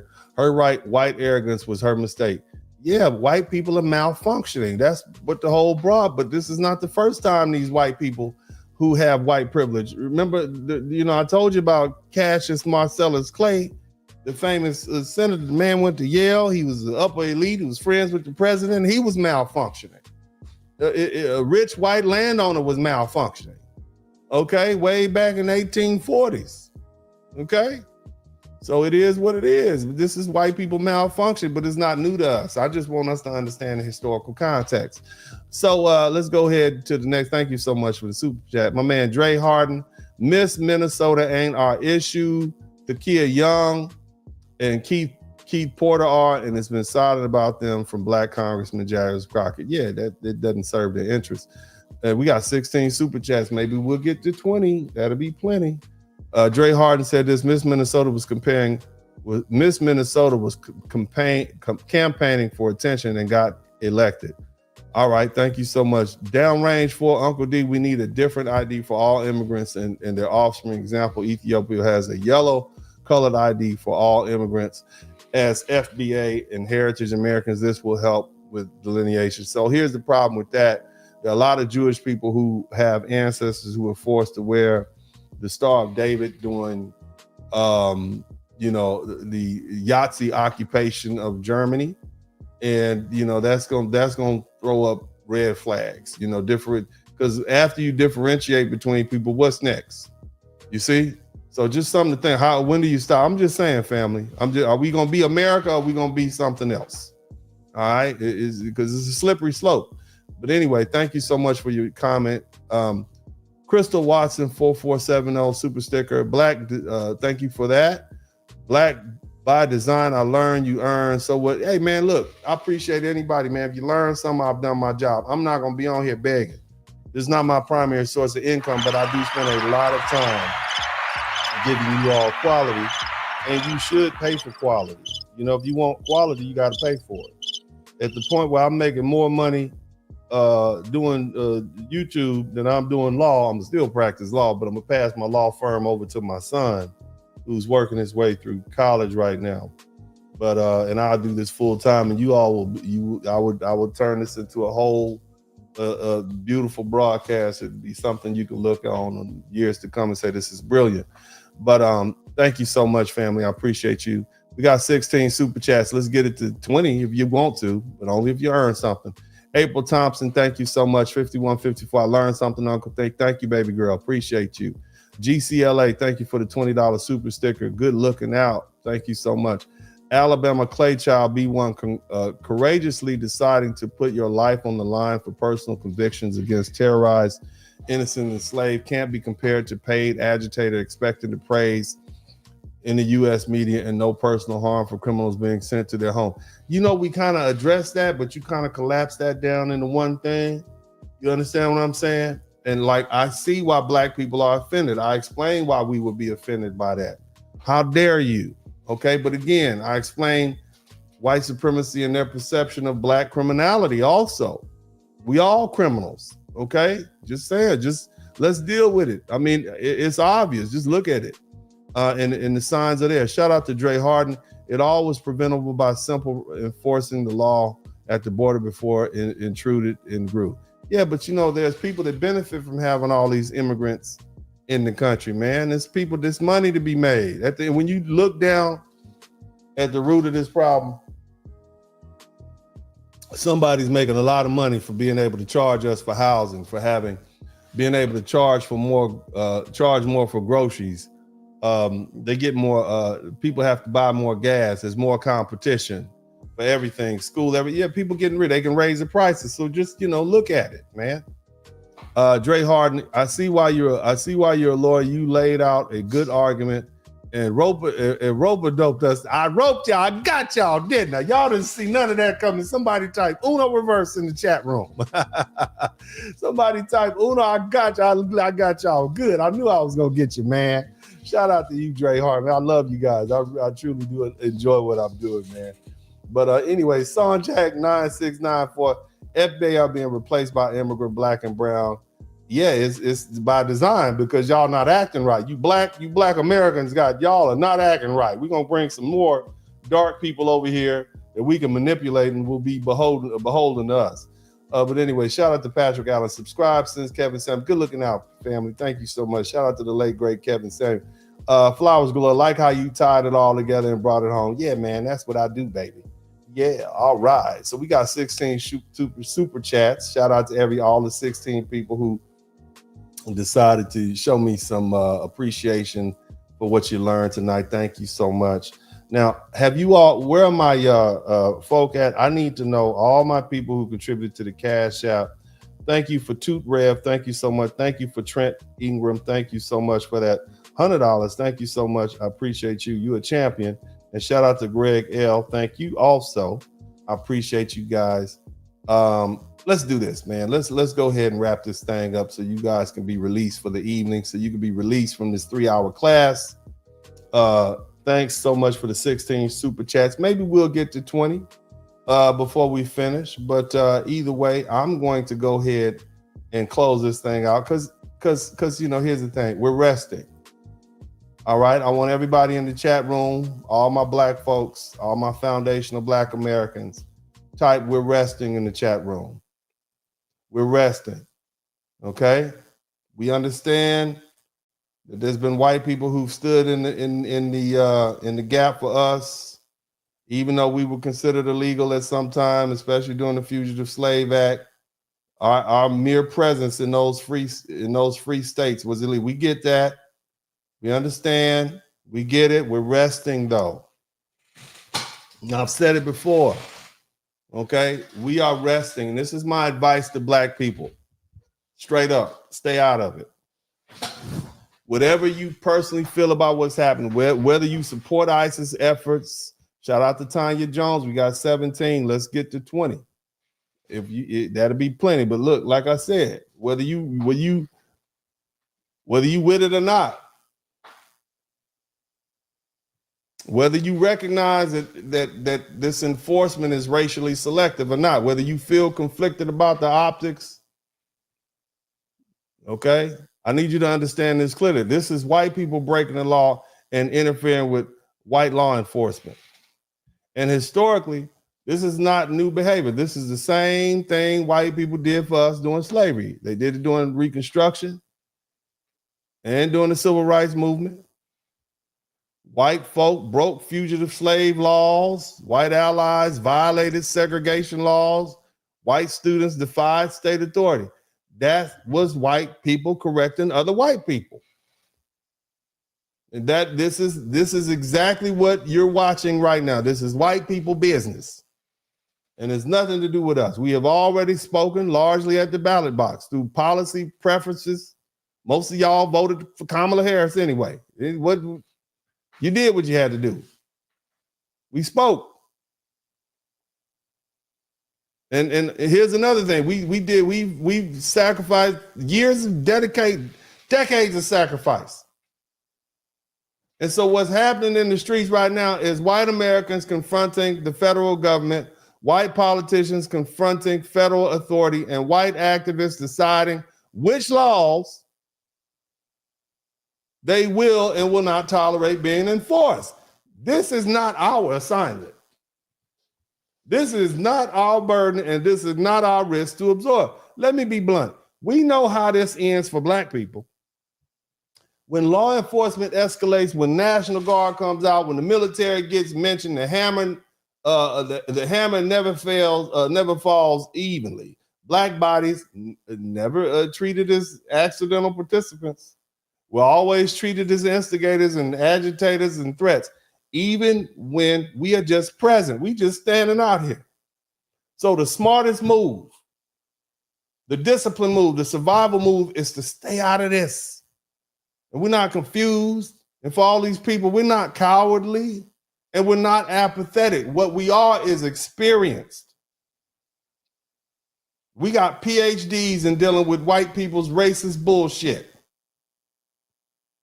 We've already paid the blood tax for this country. We've already marched. We've already been watered with water, brutalized with water hose. We've been tear gassed. We've already buried our leaders. This moment right now is not asking for our courage. It's testing our judgment. And judgment says, this is not our fight. Let white people work this out with other white people in the state. Let white people test the federal authority. Let white people negotiate the limits of enforcement and protest. Our job is to observe and remain politically sober, because every time black people get pulled into white people fights with white people conflicts, right? We pay more than anyone else and we gain the least. So my advice to black people is simple. Stay out of it. Now, wisely, we've collectively decided to mind our business. And let me say it again, we've decided to mind our black business. And that decision is not passive, it's intentional. We are focusing on our health because a strong body and a clear mind are prerequisites of longevity and power. We're focusing on our finances because money is insulation. It presents options and it gives you leverage. And too many of us have spent generations fighting battles that left us broke. We're focusing on our families because stable households are the one institution we can actually control and protect and pass down. We're learning new line dances. Y'all been do the boo? I've been trying to do the boo thing. I've been working on it. I'm not good at it. I've been working, but anyway, we doing line dances, right? We making new music. We laughing and building and traveling. We creating culture on our own terms because joy itself is an act of self-preservation. It's not escapism. This is strategy. We're choosing life. We're choosing wealth. We're choosing continuity over chaos and spectacle and burnout. In a world that constantly tries to draft Black people into emergencies that drain us and give us nothing back, we're choosing to pour that energy into ourselves. You see? And because, see, here's the other thing. The best thing for Black people to do right now is like I said, is mind your business. Stay out of it, just like every other ethnic group stayed out of our struggle. Okay? And you had some white folk jump in there, but largely this was a Black endeavor. When we endured slavery, there wasn't no Mexicans coming up here and say, yeah, we'll pick that cotton for those Black people. We'll go ahead and do that. Matter of fact, Mexico had slavery. Native Americans had slavery. When we were navigating Reconstruction, when we were being beaten and jailed and unalived during the Civil Rights Movement, they didn't come out in droves for us. Nobody did. There was no ship sent from Somalia. They didn't send any ships from, what do they call Laos. Mexico didn't, set up any farms and buildings that we can go to. And Venezuela didn't do anything either. Nobody rescued us. No foreign governments. Nobody mobilized on our behalf. There was no mass intervention. They minded their business and they focused on their own survival while we fought for ours. That's not bitterness. That's history. And there's a lesson in that. Now, as a Black nation within the United States, foundational Black Americans, we need to do the same. Mind our business, protect our people, invest in our families, and let the other groups and the state sort out these conflicts without drafting us into the middle. We are not obligated to absorb risks for causes that are not ours, especially when the consequences have never been shared equally. Staying out of it is not indifference, it's wisdom. It's discipline, it's understanding that survival, stability, and progress require nothing, or should I say it requires knowing when to fight and when the fight is not yours. Okay? And yes, a lot of Black Americans, we feel empathy for Renee Good. I feel sorry for her. The woman got shot and her kids are gonna grow up and see that. I feel sorry for her. It's a sad situation, but I also feel sorry for Sandra Bland. You understand? And all the other sisters have been shot. See, we can't forget our own who've been murdered by law enforcement without accountability. We've seen Black women get killed by the police time and time again. Like I said, Sandra Bland got killed in a traffic stop.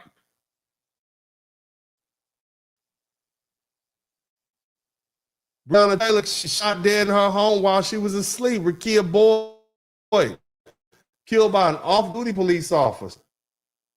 Tatiana Jefferson shot through her window while caring for her nephew. Corinne Gaines killed during a police standoff over her rights. Little Charlene Lyles slain in front of her children. Tanisha Anderson suffocated under restraint during a crisis. Another young lady, India Kager, shot repeatedly in her car. Deborah Danner killed during a so-called welfare check.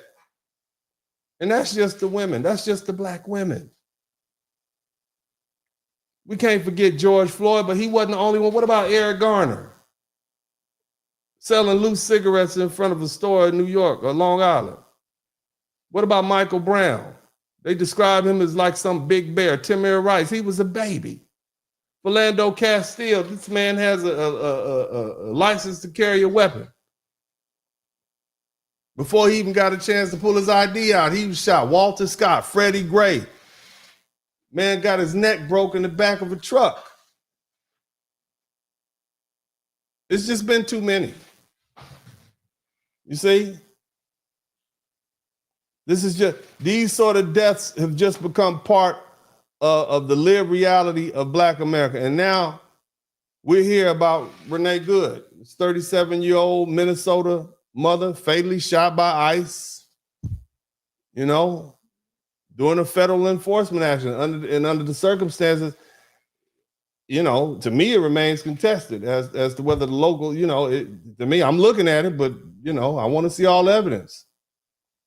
And we feel for her family. And we're not, okay? We cannot ignore that Black people have already paid our price in blood to live in this country. And we have done enough dying for everybody else's causes. And we've marched, we protested, we buried our dead. We carried that trauma. We don't owe anyone else any more of our bodies. We've already given enough. And so we're resting. So again, I'm not passing judgment on well-meaning white people. I'm not. And I hope you all, having listened to this broadcast, can give them some grace. Okay? Well-meaning white people are doing to ICE what they've always done. They might be malfunctioning. They're definitely breaking the law, okay? And they also broke the law when they did it for us back in the day. But I don't feel compelled to go out there and do it for anybody else. What they're doing now is supporting people who have broken the law, even violently obstructing federal immigration enforcement. People have been seen blocking federal agents and vehicles and surrounding agents and interfering directly with their operations in Minneapolis and beyond. And after this fatal shooting of Renee Good by an ICE agent during the federal operation, it's sad. And yes, it was illegal for Black people to run away from slavery. Remember that? I told you that was illegal. Illegal for integrated sit-ins. It was at lunch counters and bus terminals. Illegal for Black families to use white-only schools and bathrooms and water fountains and voting booths. All of it was against the law at the time. But those laws were unjust, and history vindicated that fight against them. Even though white people once broke unjust laws on our behalf, I'm still not compelled to go out there and do anything for anybody else, especially these criminal aliens. And this is a white woman. This is a white people problem. And it needs to be solved by white people. Just like white people once confronted anti-integration laws and they broke segregation statutes and they divide state authority in the Deep South, they are the ones confronting the state and challenging federal enforcement and dealing with the consequences of their own internal contradictions. What you see happening right now is white people correcting other white people. And that's exactly why this business has nothing to do with us. And we voiced our opinion. We did what we had to do at the polls. And we fought for decades and hundreds of years, actually. And we've lost much and we've struggled. So what's happening on the streets of Minneapolis and actually all across America, these clashes between law enforcement blocking federal agents and people charged with impeding, assaulting officers. Again, it's a conflict among white people about white supremacy enforcement tactics and, as to whether or not it should be deferred or confronted. That's something on them. But again, this is not a Black fight, and it's not our obligation or our burden to pick it up. And that being the case, the uncomfortable truth is that Black Americans largely benefit from the removal of these foreign illegal immigrants from this country. And that's not hatred. It's just a material reality. We benefit financially because immigration, especially at the low wage end, suppresses wages and increases competition for jobs that Black Americans disproportionately rely on. We benefit socially and economically because these populations of immigrants, they're not being settled in white suburbs or affluent white school districts. They're overwhelmingly being placed in Black or traditionally Black communities where the infrastructure is already strained. You see what they did to Chicago? And of course, they come in with their own anti-black racism, so we happy they gone. Our schools are overcrowded. Our classrooms have to absorb people who don't speak the language, who need extra resources. The housing markets get tightened, the rents rise, working class black families are pushed further out. And when the crime occurs, it's not white neighborhoods dealing with it, it's our neighborhoods dealing with it.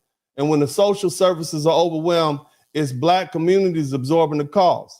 And so when people pretend this debate is abstract or purely moral, black Americans, look, we hear something entirely different.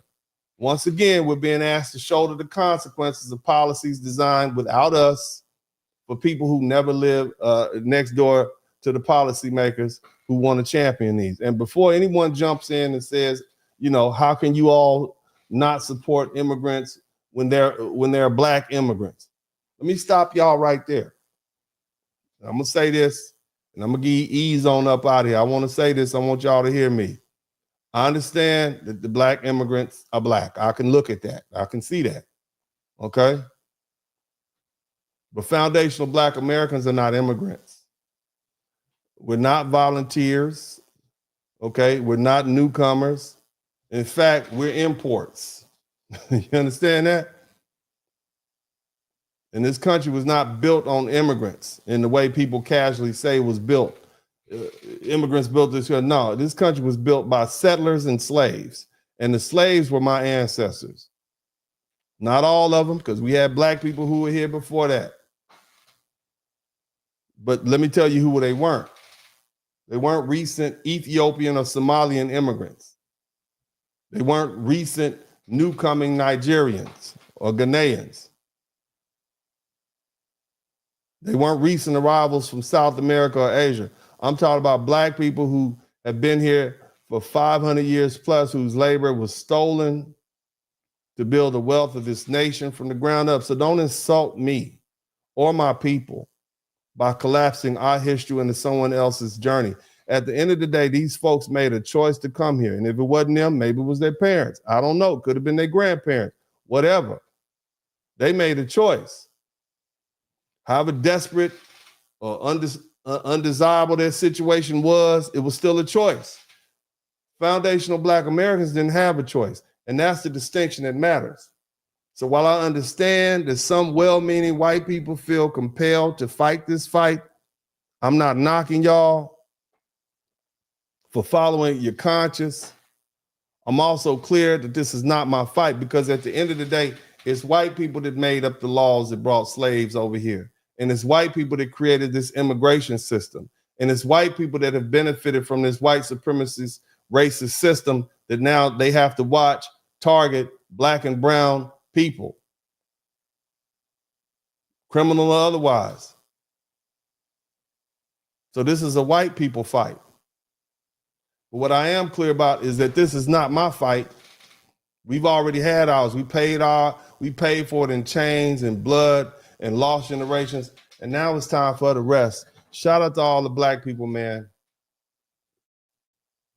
It's time for us to rest. God bless you all. I love you. I appreciate you all. I hope you all appreciate this broadcast. And shout out to everybody who came through with the super chat afterward. We got 23 super chats. Shout out to everybody on the rebroadcast, man. Y'all make sure y'all like, share, and subscribe. Help me get to 100,000. And again, I don't make a lot of money doing this stuff, but I do make a lot of money practicing law because I'm good at it. So if you've been involved in a car accident, y'all make sure y'all hit me up at 713-229-0770.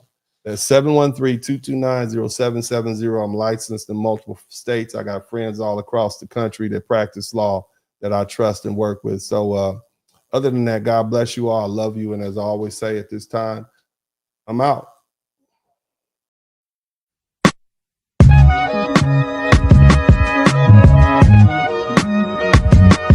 In the Spurling podcast, hit the like button, subscribe.